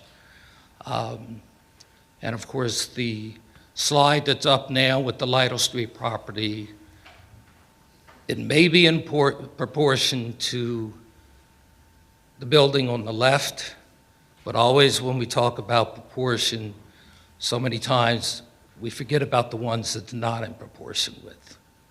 And obviously it's drastically out of proportion with the house in front of it. But that house in front of it is small, as far as heights. Also, when you look at it from Lytle Street, you see what you see, and we all see the same thing. I do want to say a lot of this, not a lot, but some of this is obviously right out the bat couched about the African American historic community. And it somewhat rides on that. Now, as was said by other people, there's not too many in that neighborhood. I don't know if you have an African American living in any of the Witherspoon Street properties. Why do I think there's going to be any in the new properties? I don't know. Maybe it will, maybe it won't. I don't think so. I worry about the fact there's so many studios. You have to do 1, 2s, and 3s for the affordables, but there's a lot of studios in the combined properties. And you've spoken to that. I do worry about that. I'm going to say something. It's pretty blunt. The last thing I want is you to name buildings after my parents, and there ain't an African American in none of your buildings. It's some serious stuff. Who's going to benefit from these changes? All right. Madam Chair? Yes. Since I am somewhat historic myself, can I take a 5-minute break? Oh, yes, we could take a 5-minute break. Can we just hear this woman's comments and then take a break? Because she's been waiting. Okay, sorry. Go ahead. Good evening. Maria Juega, I'm a resident of Grover Avenue, and I'd like to speak to you from the perspective of the tenants, the current tenants of this housing. Mr. Hillier and I have spoken about this on a couple of occasions, and I have a request for him, and that is that he attempt or engage in some specificity what his plans are, what your plans are for your current tenants. What's the process, how this is going to work?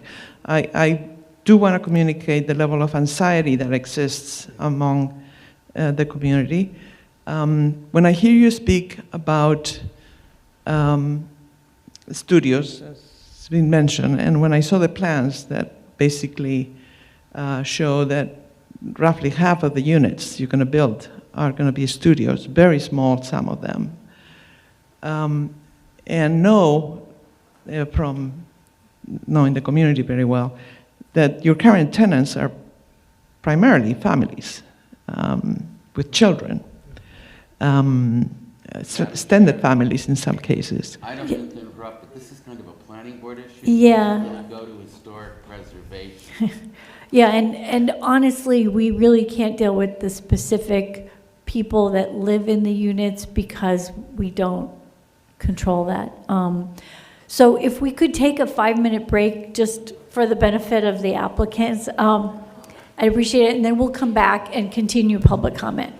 If I may say that preserving the buildings but not considering the people inside the buildings may be very short-sighted. Thank you.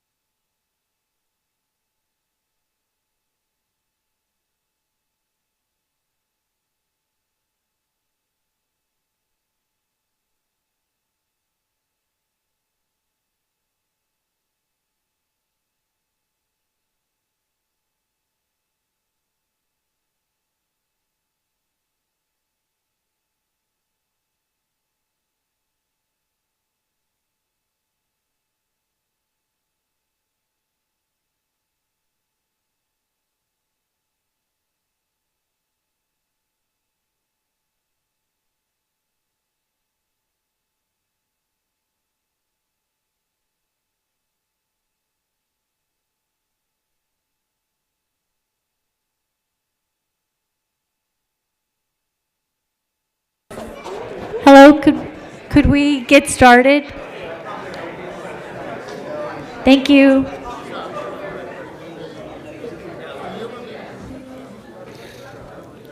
All right.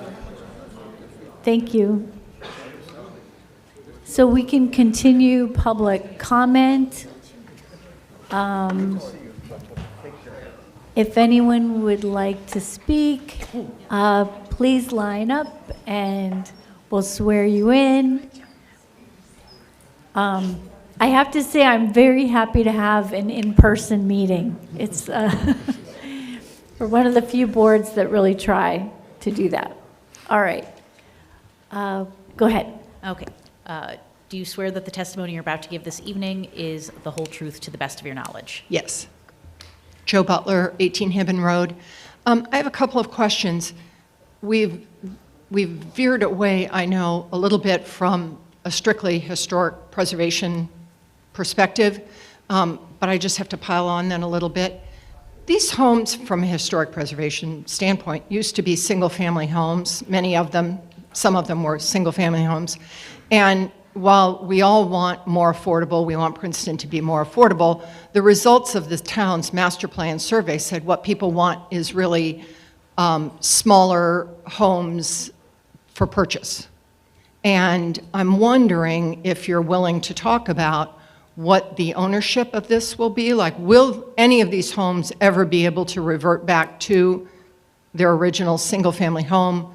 Do any people who live in the neighborhood, will they ever have the opportunity to buy them? Is this all going to be one huge apartment complex? Do you mind? Do I answer that? If you, Am I allowed to? if you want to, yeah. But you need to talk into your mic. But right- I appreciate the eye contact. Right now, we're thinking of condominiums, but it will be designed as a rental so that we can get the financing for it. It has to be designed, otherwise, they ask for, the banks ask for pre-sales. And the selling units, even if they're single-family houses, selling them off of blueprints is very difficult. And they say, if you got 10, sell 5 of them, and then we'll talk to you about financing. It's that kind of a deal. And the reason is, when a property gets in trouble, now these are all multiple family units that I'm talking about. We're not doing any single families. No, I understand that you're not, but originally some of them were, and perhaps in the future someone would want to buy them back as a single family and, I mean, live long and prosper, but I think as one of the Floyd brothers says, we're not going to be here forever, and things change. And this is something that we will be probably discussing at the planning board as well. Okay.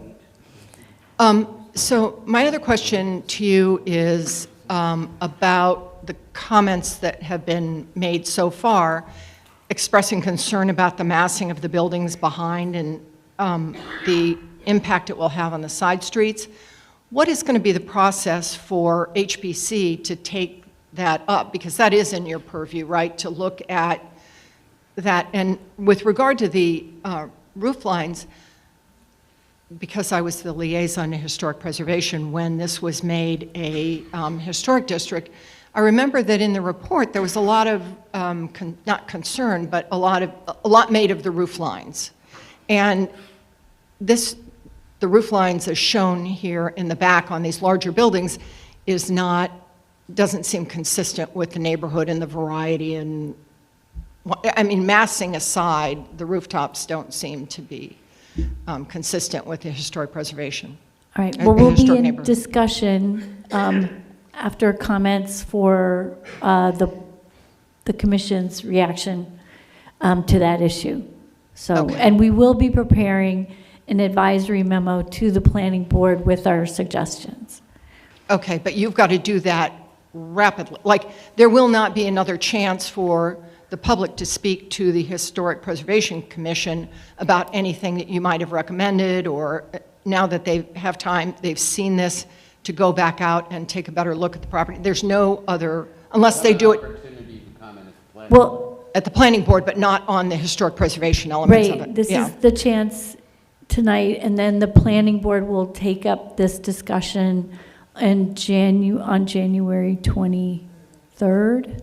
Okay, Right, so but we not do much time. have a meeting tomorrow as well, if this carries over. Yeah, if this carries over, we have a meeting tomorrow. Okay. Um, You know, whether it carries over or not, it might be good to have the meeting even briefly, so to give people a chance now that they've seen that to go walk the streets and take a better look at it. And finally, I just, for the record, is Ms. Satterfield recused on this matter? Elizabeth can speak to that. She's not just absent. No, she's not, recused. she's recused because she is part of the Witherspoon Jackson Historical Culture Society, which Mr. Hillier also is the treasurer of that society. And the council liaison is also? Correct. Okay, thank you.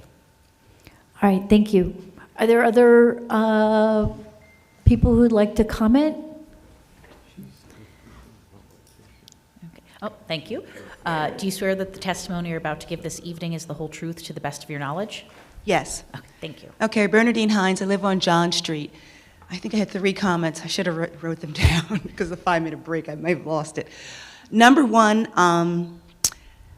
I really don't like the office building concept that Hillier is suggesting. It looks like you've got a big office building and you're sticking it on to a private residence.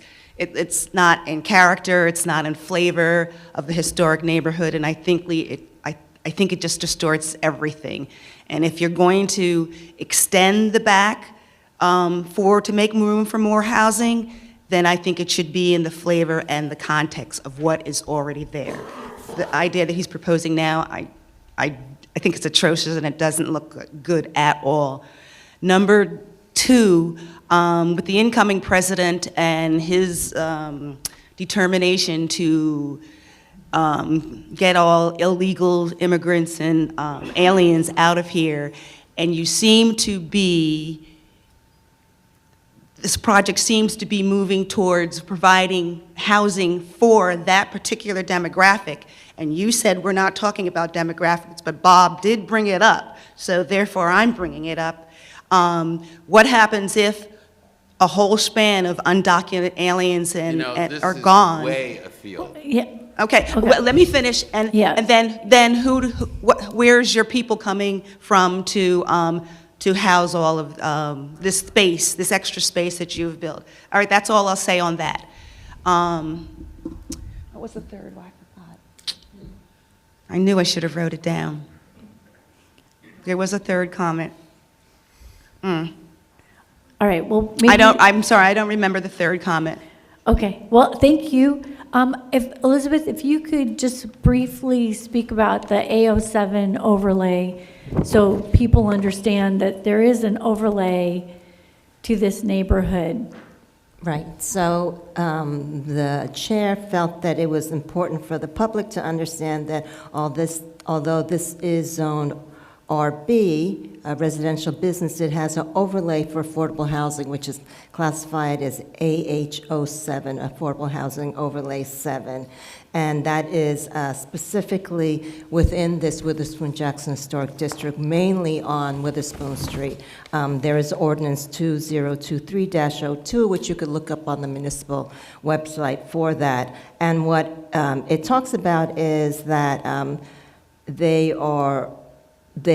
designated this overlay zone to, very similar to the ones they have 1 through 5, to accommodate for affordable housing. They have a list which actually designates properties that must retain the primary front street-facing structure for them to be able to apply the AH07. And I'll just tell you some of the bulk schedules on this. So the minimum yard requirement, so the front yard is 0. It's either 0 or 10 feet, I believe. Is that correct, Bob? Yes, okay. The side yards are 0 setback. The rear yard is 15 feet. The impervious coverage, the maximum is 90%. The maximum building height is 3.5 feet, but not to exceed 45 feet. You mean 3.5 stories? I'm sorry, 3.5 stories, yes. And then it talks about kind of the, if you have 5 units, then you get a credit on parking, but every unit after that, you must provide for a parking space. So, but that's generally gives you information on how the building, the site improvements are cited on the property and what the applicant had to do to try to make those. Although, you know, I believe that the applicant probably can talk about some of the variances they have on there because there are a few that they, and actually the guideline standards as well. I think what I'd like to say on that. I think what I'd like to say on that is, I think the key thing about the zoning, if you look at it, the key thing is the mass and the height of these buildings is in total conformity with the AH07 zoning ordinance. And as to the few minor bulk variances, which we're asking for, dealing with rear buffers and rear parking lot buffers, I think that's really a planning board issue, again, rather than a HPC issue. And just to let the HPC know, even though an applicant, whether it be Mr. Hillier or anyone else, might meet the bulk schedules, and if they don't have it, variance, HPC, under their HPC design review criteria, can state, well, we feel that for these historic reasons that we would not support this portion of it, or we would like to see this amended. That is also written within the ordinance where it says it does not nullify the approval review which HPC makes for any application. All right, thank you. I just want to keep it open to the public for one more chance because I haven't closed it yet. And I just wanted to make sure that everybody had an opportunity to say what they wanted to say. I'm back again. I remember Okay, my you third. remember number 3. Yeah, my third point was, Bob made reference to demographic, and you said don't bring up demographics, but he did. I'd be very careful about stating that the certain demographic that's moved into the neighborhood now only needs bicycles, only walks. Again, this is so far afield. Sir, let me finish my comment. Thank you very much. Objecting to your comment. Well, you can object after I finish speaking. You're cutting in while I'm speaking. All right. Let's just. You still can wait till I finish talking. I'm going to give Bernadine another minute just to finish up. Okay. That's all I'm Go ahead. saying is I would be very careful about explaining the demographics and what they need and what they do not need.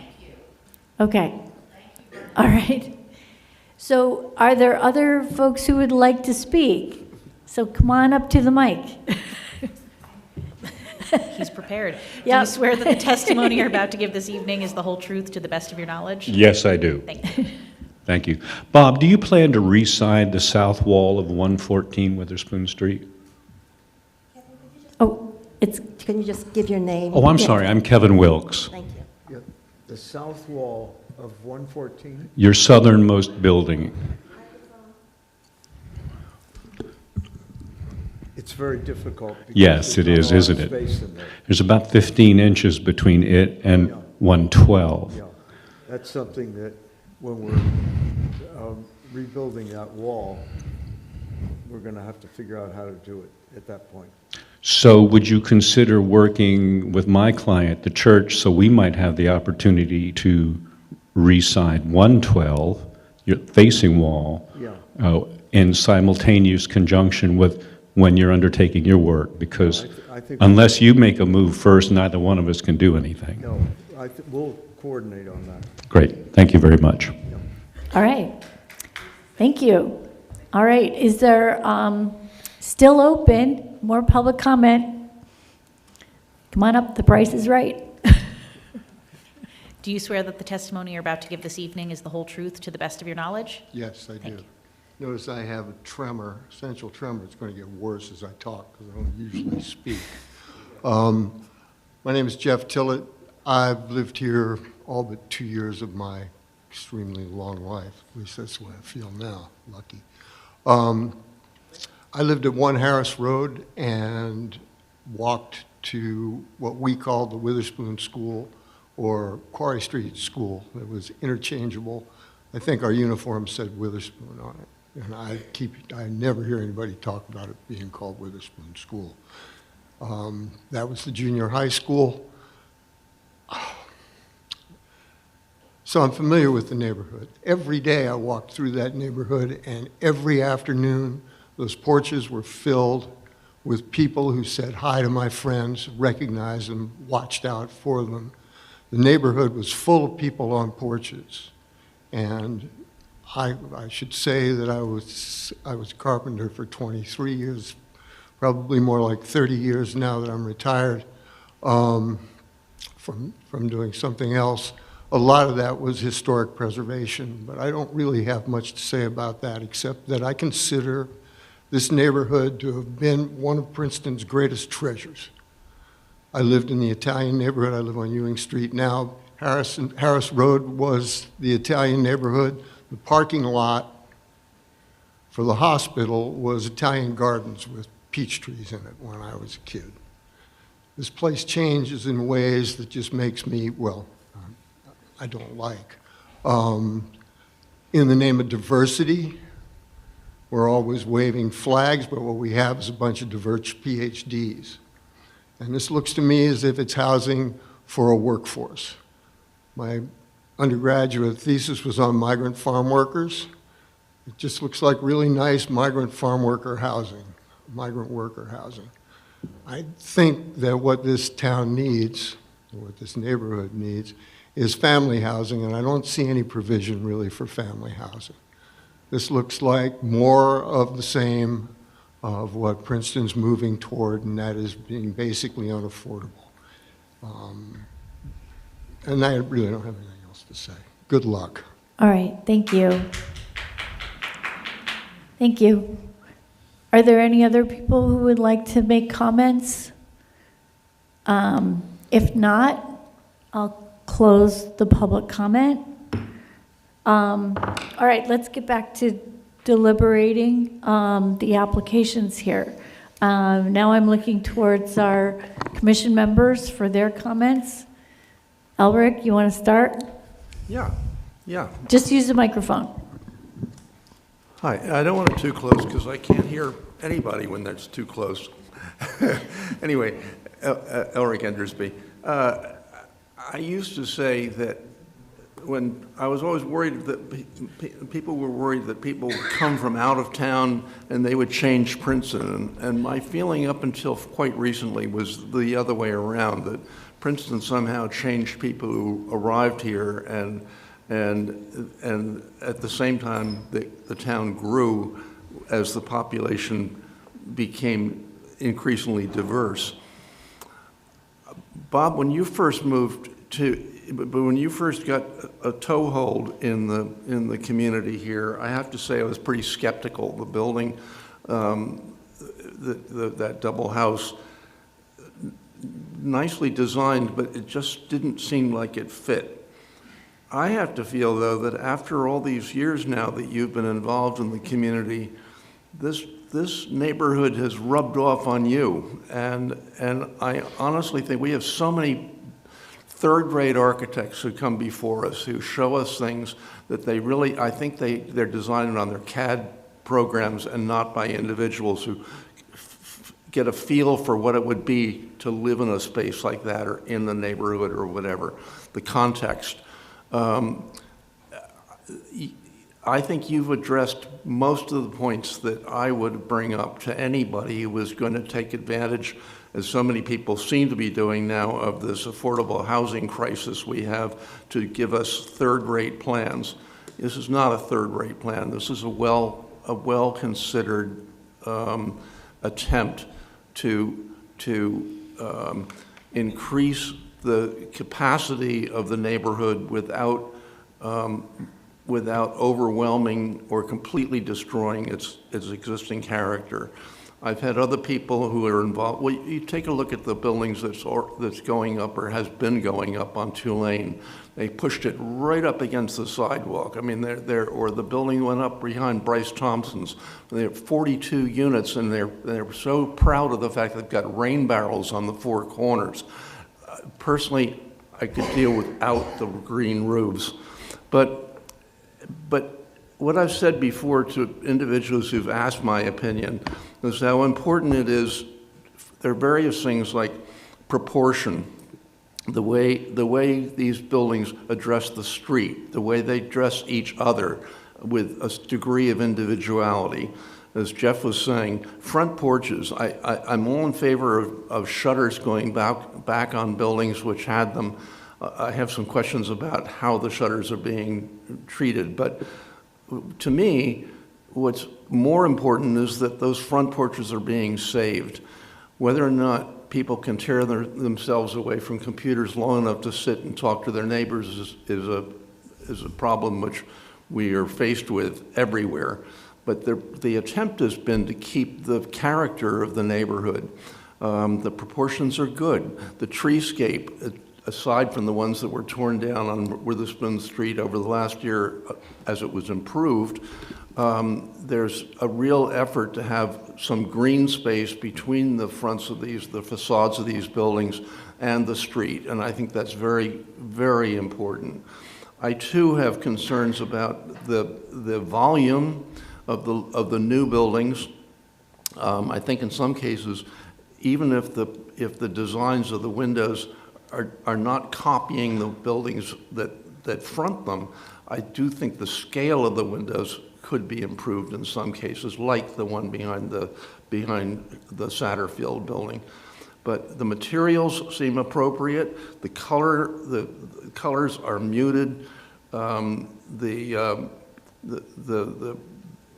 Anyway, individuality has been preserved, and even with the new buildings, instead of just doing one model and using it all over, they're varied, and I think that's very much in character with the neighborhood.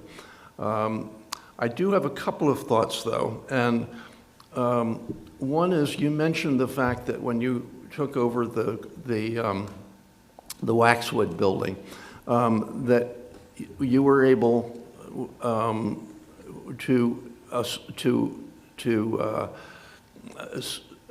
allow a certain proportion of the units to be retained by people from the neighborhood. I think that's really important. The fact that we have Shirley here, unfortunately not tonight, but when people have come in with applications for the Witherspoon-Jackson area, since we designated it as our 20th historic district, she's able to provide some sense of the community, the people who have lived there before, the people who she used to know growing up here, all those various connections. The danger, of course, is that in a town which is not an affordable town for most people, that the fewer and fewer of the residents who've called that neighborhood home are going to be occupying these and all the other structures in the area. To have some representation of the people who have roots in the community, I think is really important. And finally, I know that you've had a sort of personal pact with Shirley over the years that you're going to restore that schoolhouse, and you've said, I'm going to do it for you, Shirley, I'm going to do it, and you are going to do it. But what I think it begs for is that it is a building that was built to provide for the community, and even if given zoning and ADA and all the rest of it, you might not be able to do this for the upper floor. I would love to see the first floor of that building have some sort of public entity, some sort of community function, so that there would still be a sense that it was like the churches and whatever in the area, that it still functions to try and reflect the community on a larger scale. But I honestly think, as I said, I was skeptical when I first learned about the possibility that there would be an overwhelming pattern to this that would kind of affect all these buildings. The fact that you've preserved the individuality, that you've really looked at the community as it is and tried to reflect it in what you're doing, I'm very pleased. And I honestly think that even though many people may have questions about individual aspects of this, by and large, the people appreciate the fact that you appreciate the community. Thank you. All right, thank you, Ulrich. Are there other commission members that would like to make comments or ask questions?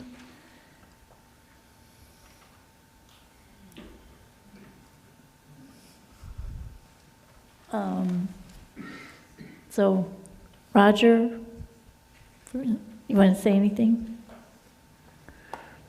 I agree with Ulrich. I think it's a well-conceived project, and I think you did attempt to fit yourself into the neighborhood.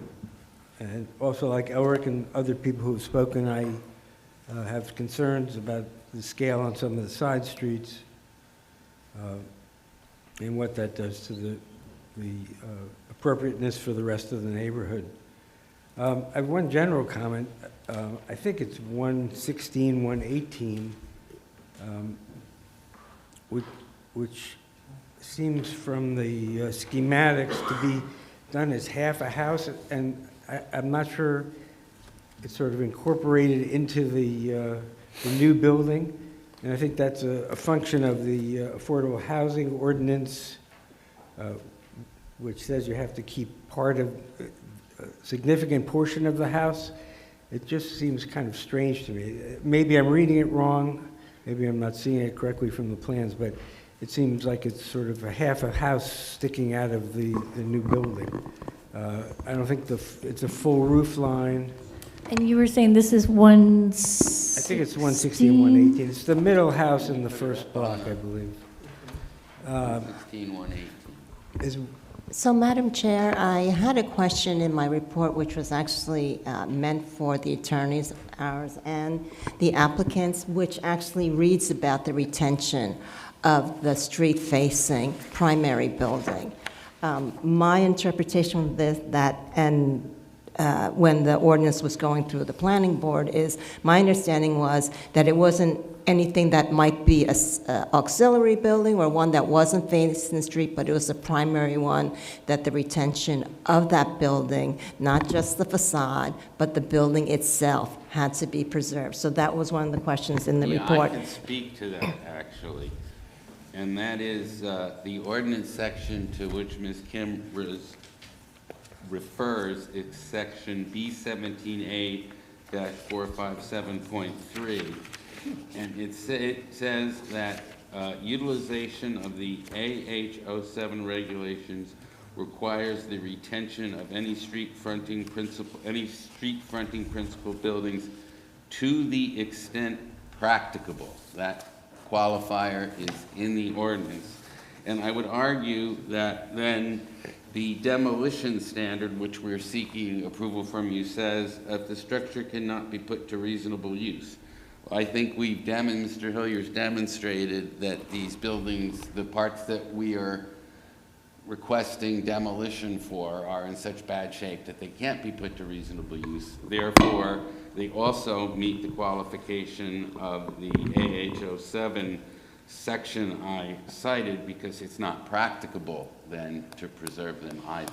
So the thing is that we never saw the structural reports, and that was one of the comments also, that typically we will review that in conjunction with the request for demolition. So we would like the applicant to discuss that, to say, okay, the reason that we are taking half of this off is, or 4/5 of this off, is because of this, deterioration, structural loss of integrity. I would argue that, well, we didn't have, I don't know if the reports were submitted, but the testimony that Mr. Hillier gave this evening more than amply demonstrates the problems that we have and why it's infeasible to restore these buildings and why they need to be demolished.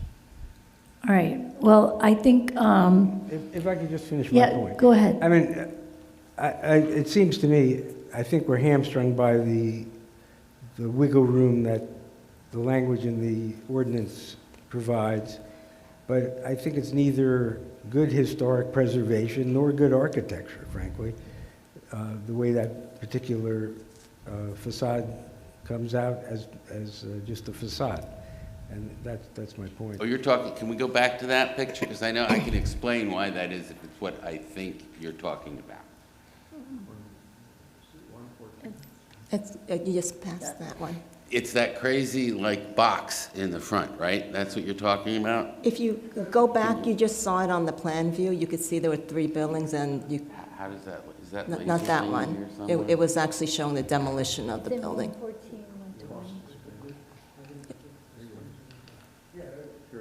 Just push that button, that center button. Oh. That, right?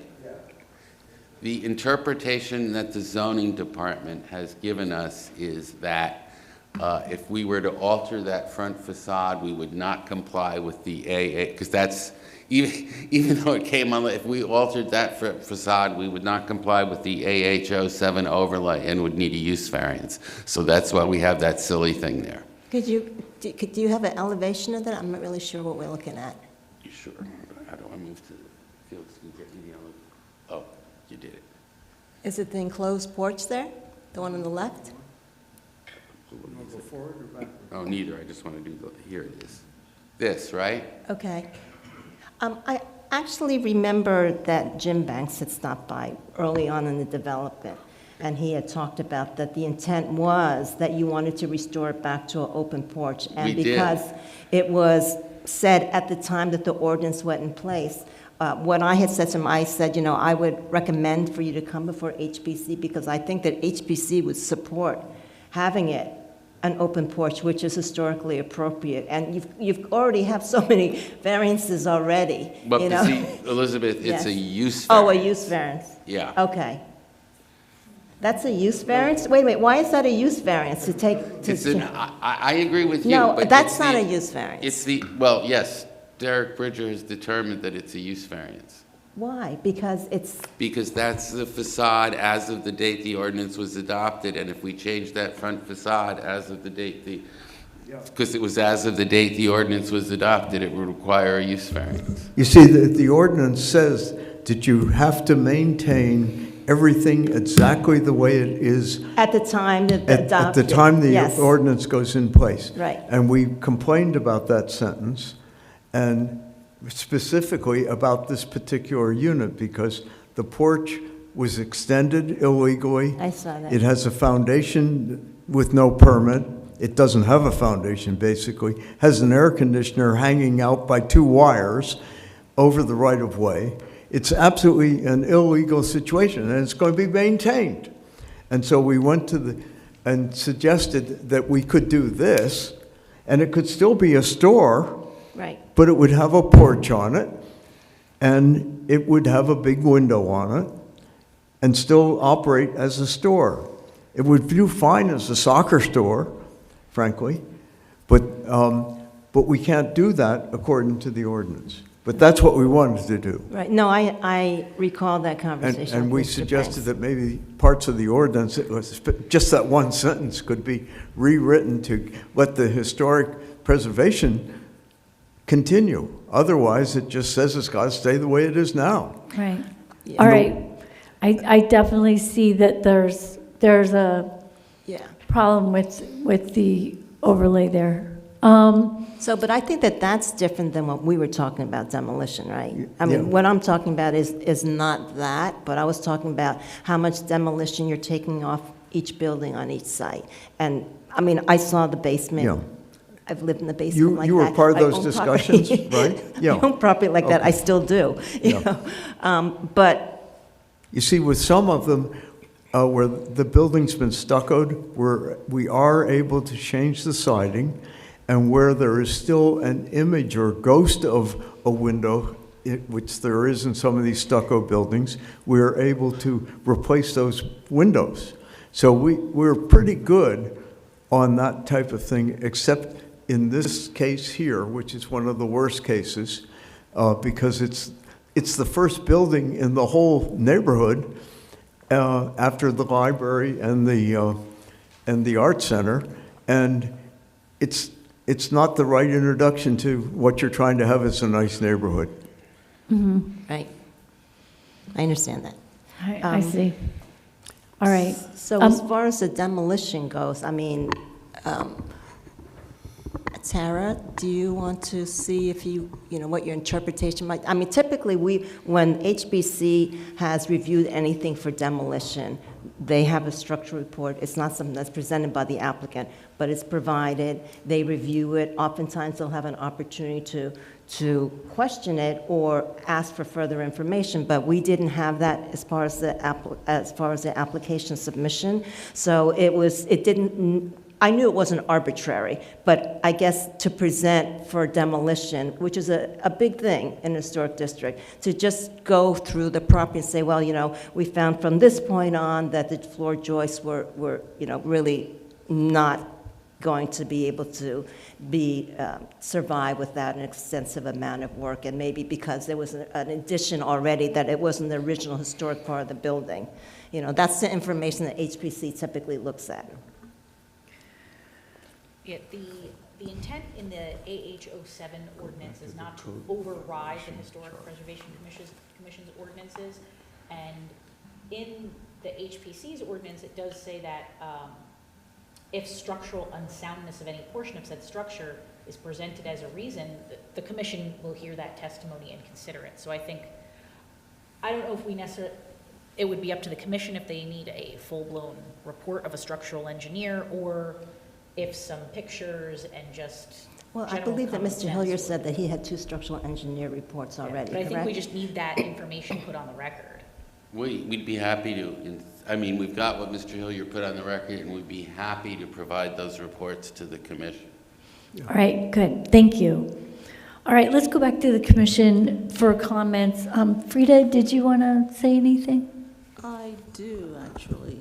And I will also say that it's a wonderful presentation. I think, Bob, you have really considered the Witherspoon-Jackson neighborhood, which I'm not a part of. So I just want to make that clear. Yes, Princeton does need a lot of affordable housing, and this is not part of the Historic Preservation Commission, but I often wonder, you know, affordable, and yet you're renting forever. Just put it out there. The one thing I'm a little bit concerned about is the roof lines.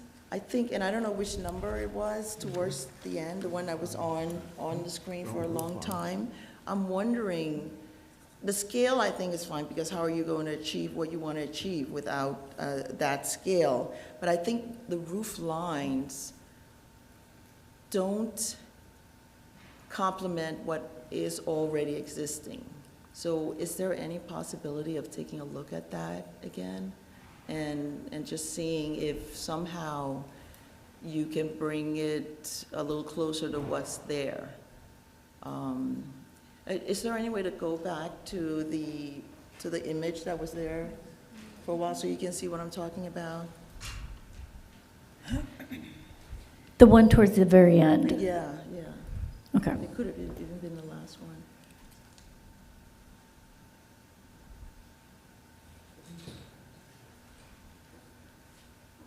Even there, but this is not the one I was talking about. And you see, this one is a perspective versus the other one, which is an elevation. And what you're seeing there is how, and I can show it on this diagram, actually.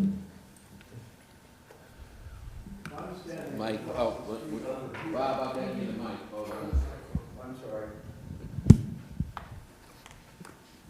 If I'm standing on the street, say over here, and looking there, that sight line goes like that. Right, yeah. And we can build a building 45 feet high.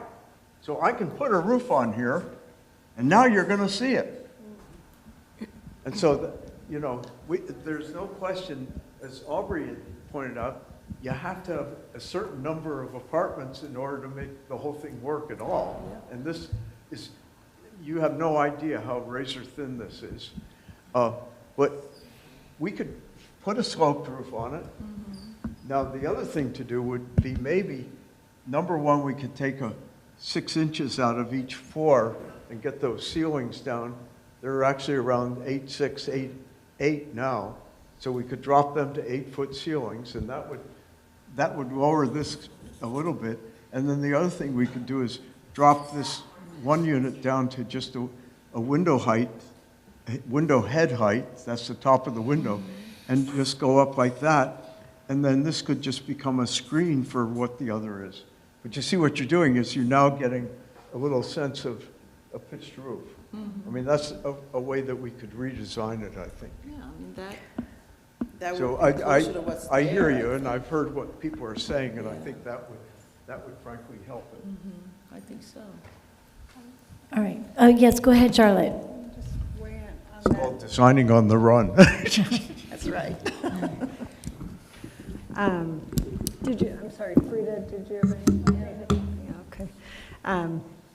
I do really appreciate the philosophy that you rebuild, but, you know, this additional housing that you need in the back is not, you know, you're not trying to replicate the historicism there. And it's kind of, I guess I really see it as working actually very successfully as sort of a shadowy backdrop to, you know, what are the stars of the show, the beautiful houses on Witherspoon. So I think it's, and I guess by interrupting that kind of backdrop look and, you know, pitching the roof in the front and then it drops down, and I really see that as, you know, making it more making something more noticeable when just keeping the continuous line sort of, I think it's going to sort of disappear in a way. But, you know, you can, so I just, it was a wonderful presentation. I appreciated.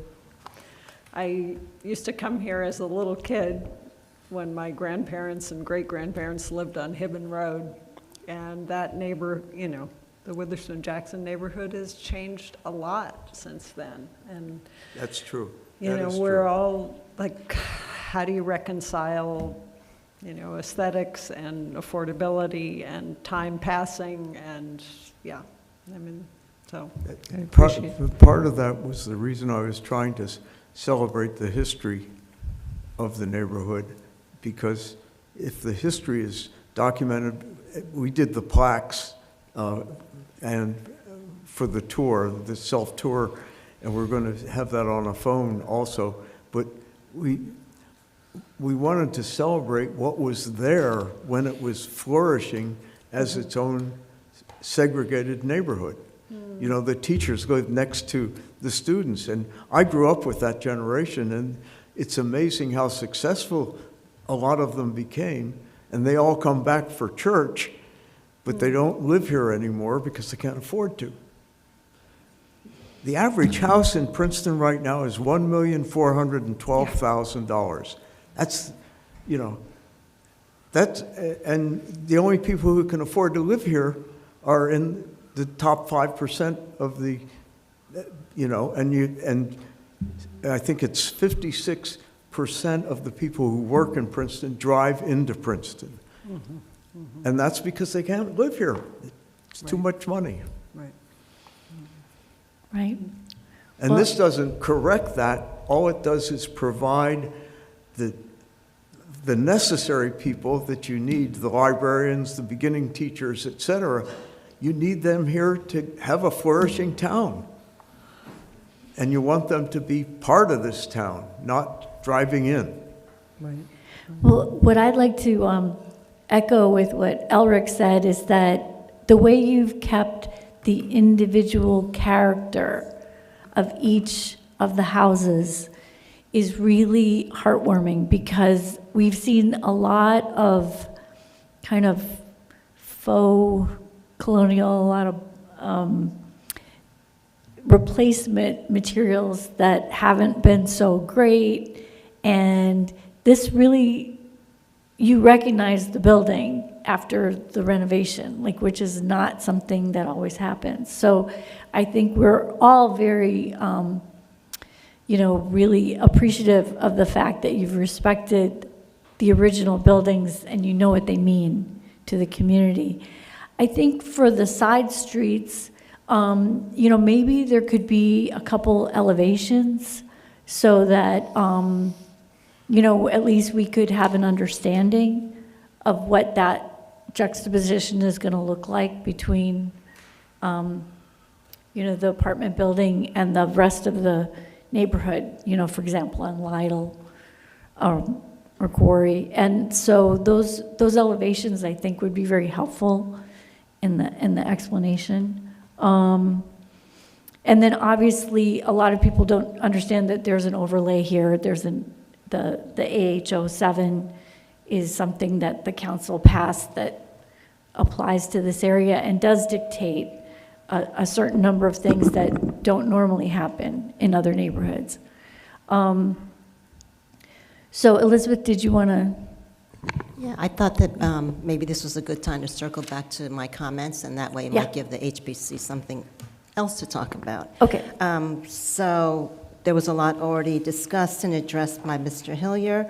There is a 6 and 4 foot high fence, which is a Serpentine Buff Tech, and that's a vinyl fence. And I had recommended maybe the applicant consider a wood fence instead of vinyl.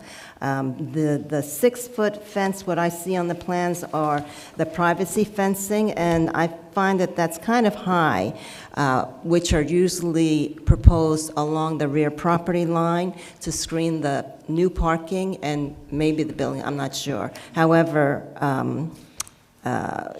it's recommended maybe the applicant consider lowering it and maybe softening with some vegetation, and maybe a mix of the two might help with addressing the buffering and perhaps also being sensitive to the neighbors.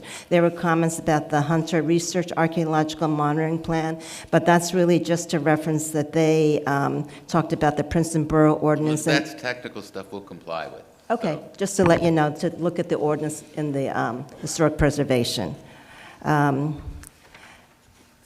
Also, there is a lot of different types of lighting there, and so any exterior lighting, HPC always recommends it to be in the warm spectrum, no higher than 2700 Kelvin. And then at the end of the report, I kind of summarized a lot of the comments that were made at the beginning, that I felt that the applicant should be commended for their efforts on the application. They really did an excellent job providing detailed drawings, materials, and I think that, that it's also later an opportunity for HPC to come down and look at the materials that are proposed for the buildings. And in addition, that the restoration of the Douglas Hall and the full restoration of several of the buildings on sites 2 or 3 are sensitively proposed.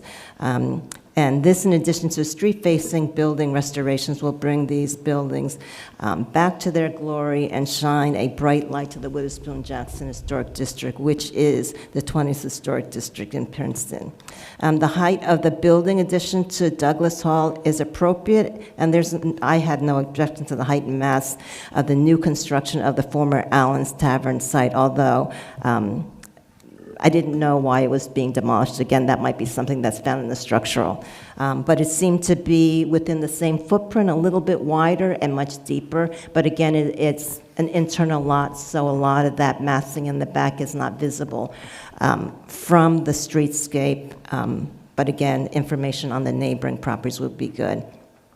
However, there is concern on the connection of the new addition to number 204 and 204 Witherspoon buildings, which is on Site 3, and its visual impact along Lytle Street. And I think that I already discussed that. The new addition over the on-surface parking lot and the side of the addition compared to the much smaller historic building is a little bit troublesome at this location because it is so visible. The size of the addition dwarfs the historic building, which is really not the 10 and is not considered to me compatible. And also, the relatability of the facade on this side is also the same reasons that I mentioned in the report on the Douglas Hall one on that side, which was Quarry, right? Yeah. Site 2, these are the comments on all the sites. Slightly lower, the building addition would make it proportionally more appropriate with the historic building. That was Site 1. Site 2, perhaps plant a hedge or other plantings in front of the community garden by the parking lot to introduce more vegetation to the site. So I looked at Henry Arnold's landscape plan, but I know that in a lot of the presentations, there seems to be a lot more planting. So perhaps his isn't consistent with what you envisioned there. For Site 3, set the building back 10 feet. This is the one for the Douglas Hall. From McLean Street to allow Douglas Hall to be more prominent on the street and to provide space to add plantings in front of the near addition. And the reason I felt the removal or moving that brick wall back is because it's really on the right-of-way, and the sidewalk is almost near the right-of-way. As you know, in that neighborhood, the sidewalks are small, so to have a 6-foot wall there is kind of inconsistent with the design and kind of tight. But setting that building back, if possible, to the 10 feet, which is allowable, 0 to 10 feet, would I think, help. Again, all that work on the Douglas Hall, I think it'll really showcase it. And on Site 4, reduce the building height or break up the mass to make it more visibly compatible with the smaller historic building and Lytle Street neighborhood. I know that what I said internal to the report is that there are variances for landscape buffer, which the landscape buffer is 15 feet, and also for parking. And I would recommend to the HPC not to support them because the buffer is important to the neighbors. So if you're taking that away, you're getting that much closer to their property. And if you're asking for a variance, that's also reducing or shrinking your landscape plan. And all of this affects really the historic size of the massing of the buildings because the site improvements are dictated by the size of the building. So it seems like, you really did a great job, but I think that it's a little bit overbuilt on some of the sites, that if you were able to bring it back and not have to rely on a variance to reduce that landscape buffer, I think that would be a big improvement. But in any case, those are all my comments. All right, did anyone else have any comments on landscaping or lighting, which we really didn't discuss too much? I do feel like this is such a large amount of construction that there should be some kind of landscape review. Maybe that would be at the planning board level. Yeah, Mr. Dobromelski, the landscape architect's given a memo, and that'll be discussed, I'm sure, extensively at planning board. Yeah. So there's always that, and as well as stormwater, which looked very good. So let's see, I'm just trying to see if there's anything else we haven't covered. We need to kind of be thorough. And as far as Elizabeth's comments, did anyone have any comments to her comments? David? I'm not sure there are comments to Elizabeth's comments or more comments to some of the things I heard from the audience and some of the things I don't understand how they work. Historic Preservation Commission review and the overlay review, but I don't know that the subject of the massing as it relates to the side streets has been figured out or talked about. You mentioned a few minutes ago about seeing some more drawings on that. So after our work is done, we write a report to the planning board saying these things. Will there be other opportunity for the public to have a chance to talk about that side street massing, or are we supposed to try and hammer that out here? I think we're supposed to hammer out here because the planning board hearing would be in a couple weeks. Okay, so then the idea of side street drawings and that we have another night reserved is how we would do this, or? I mean, I think, obviously, we couldn't get elevations overnight, so I think what would be the cases we would put in our memo to the planning board that we suggest that the applicant bring more elevations to that discussion so that that can be continued. Okay, I just. At the planning board. Yeah, at the planning board. I just. Yeah, We can do that. okay, We'll get to work tomorrow. all right. Then just two more Can you little things. get it by tomorrow? As to the, the things that we do have purview over, and that's, history and interpretation of this area. I would question the confusion to history renaming some of these buildings, even though we love some of these people that have been named. I'm not sure it complies with what we're supposed to do about making sure history doesn't get confused.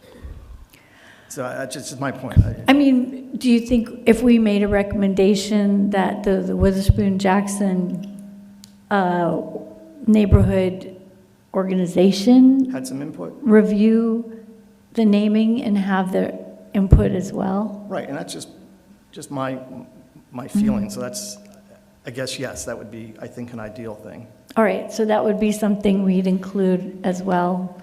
And then the third thing is just a response to something that was brought up earlier, and I'm not sure if it was meant to be to convince us on economics, or it was some sort of dig at preservation overall.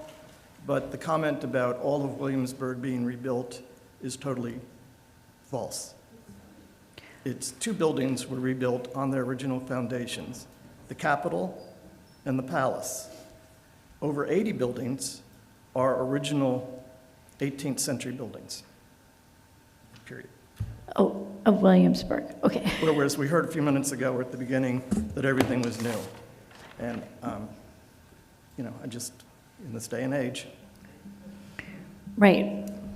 So, Yep. all right, so. Again, I don't know what its purpose was. I just putting that back out there. All right. Other items anyone has noticed or wants to comment on? Elric, you have anything? No? Yeah, Elizabeth? So, Madam Chair, I don't remember who talked about it, but they wanted to know, was it something that was available to the public that they go out to the sites today and come back to the meeting tomorrow? Were you looking to resolve this issue today, or were you having that open for tomorrow? I think we'd like a vote. I mean, I know we'd like the recommendation tonight. I know. Well, I feel like because the planning board is going to continue to address these issues, I feel that there's obviously no time for Hillier's organization to come back tomorrow with new materials. I don't think that the intent was new material, but it was intent for the public themselves to go out, and maybe even the commission. They can look and comment at the planning. But I definitely feel like, I don't know, I mean, I feel like I have enough information here that we are doing diligence on this application. Are there other members who feel like we should delay this discussion? The only issue was the justification for the demolition of that one of some of the structures to comply with the HPC ordinance. They do have structural engineer reports, so I don't know if the commission would want to deal with that instead of having an additional meeting and any comment letter saying that, our recommendation is contingent upon an assumption that they have these structural reports and that they show those to the planning board as well. I mean, that would work, that we stay, that we would make this contingent on supplying structural information to the planning board regarding any demolition involved in the project. Let the record reflect the applicant's attorney is nodding. Okay, all right. All right, are there other commission members that would like to, say differently, or, okay, I'm just trying to get a sense of the commission and where we're going. So if the structural materials are part of our recommendation, that would need to be supplied, as well as Elizabeth's comments on looking at the landscape barrier, looking at the elevations on the side streets, looking at ways to reduce the height of the massings of the larger buildings. And I don't know, what else do we have in there? Having the local organization have input on the. Oh, and having the Witherspoon Jackson organization looking at the naming process and weighing in on that. How about the landscape buffer? Right, the landscape buffer, I think yeah, so to preserve the landscape buffer is preferred. And that the landscape also be. And the parking? Reviewed. The lighting would be a warmer tone of,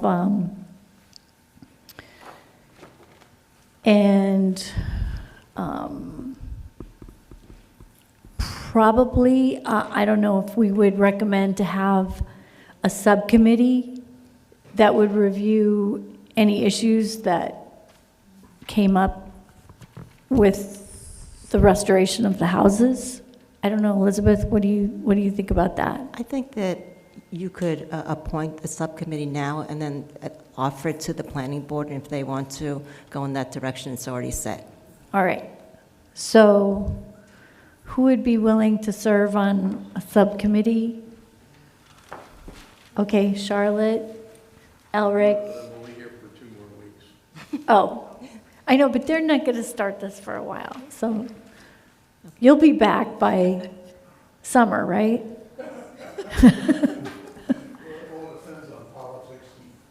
Yeah, well, yeah.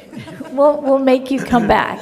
All right, so Elric and Charlotte, and do I need one other person, or is that good? Okay. So with those recommendations, do I hear a motion to approve the, well, this is a letter, but endorse, I guess. I'm wondering. Positively recommend. Yeah, is there a vote on a recommendation? Julie, does it matter that since there's been a meeting advertised, open to the public tomorrow, I don't, that if we don't have that could be a problem? Right. I don't know if it said continuation. It said continuation. Yes. But if you look at the municipal calendar, It's on there. It said if needed someplace. Madam I mean, Chair? just if a member of the public couldn't come tonight and was anticipating coming tomorrow. all right, let's just check what the calendar says, because I definitely think we have to stick with whatever has been advertised publicly. We have it on the calendar for tomorrow. If someone just asked me about that someone might be coming tomorrow that couldn't come today. It's on the calendar, right? It is. It's on the calendar, and it doesn't say if needed or anything like that? What does it say? Carried from the 8th, right?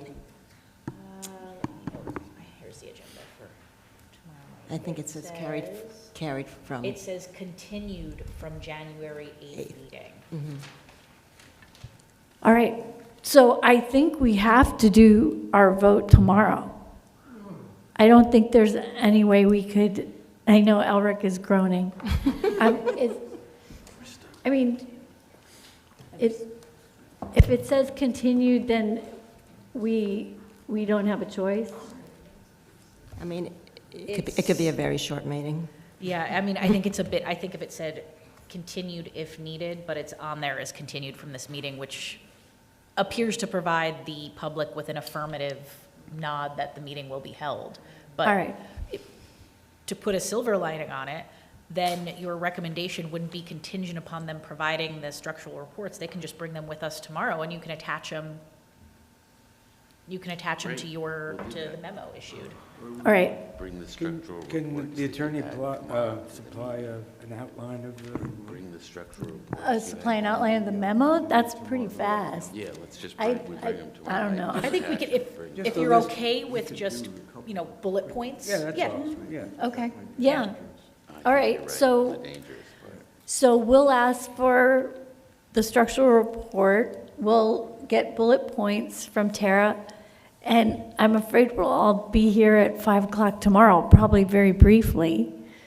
Julie, what are the obligations to the public that isn't here? Do you summarize something for them? Yeah, so we Do you would show the- summarize our memo. Yeah, we can summarize, because we'll have the bullet Yeah. points. We can summarize all of that for the public. Do they get to see what we saw today, or how does that work? I think they'd have to see. Elizabeth, do you know when they'll be posting this video, like on YouTube? Because could we have, It's supposedly live, so. it's supposedly live? Live, like, so you could, Look into it, and Chris and I. We can make it, we can create it.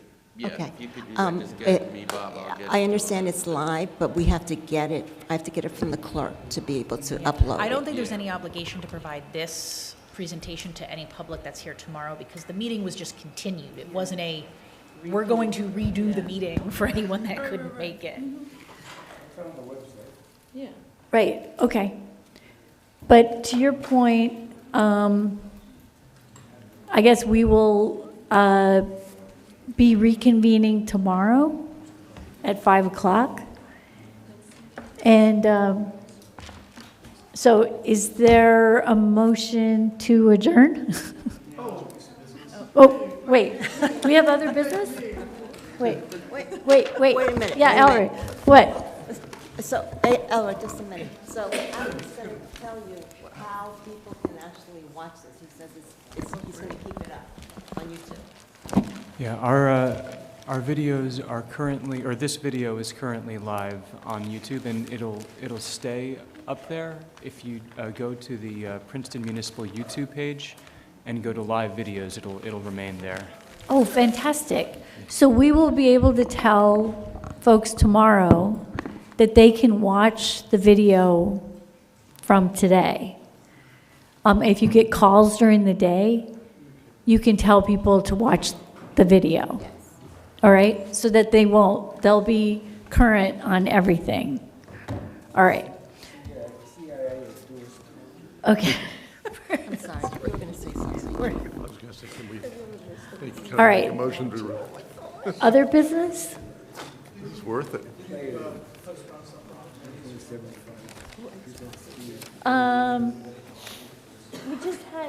We didn't have anything on the agenda.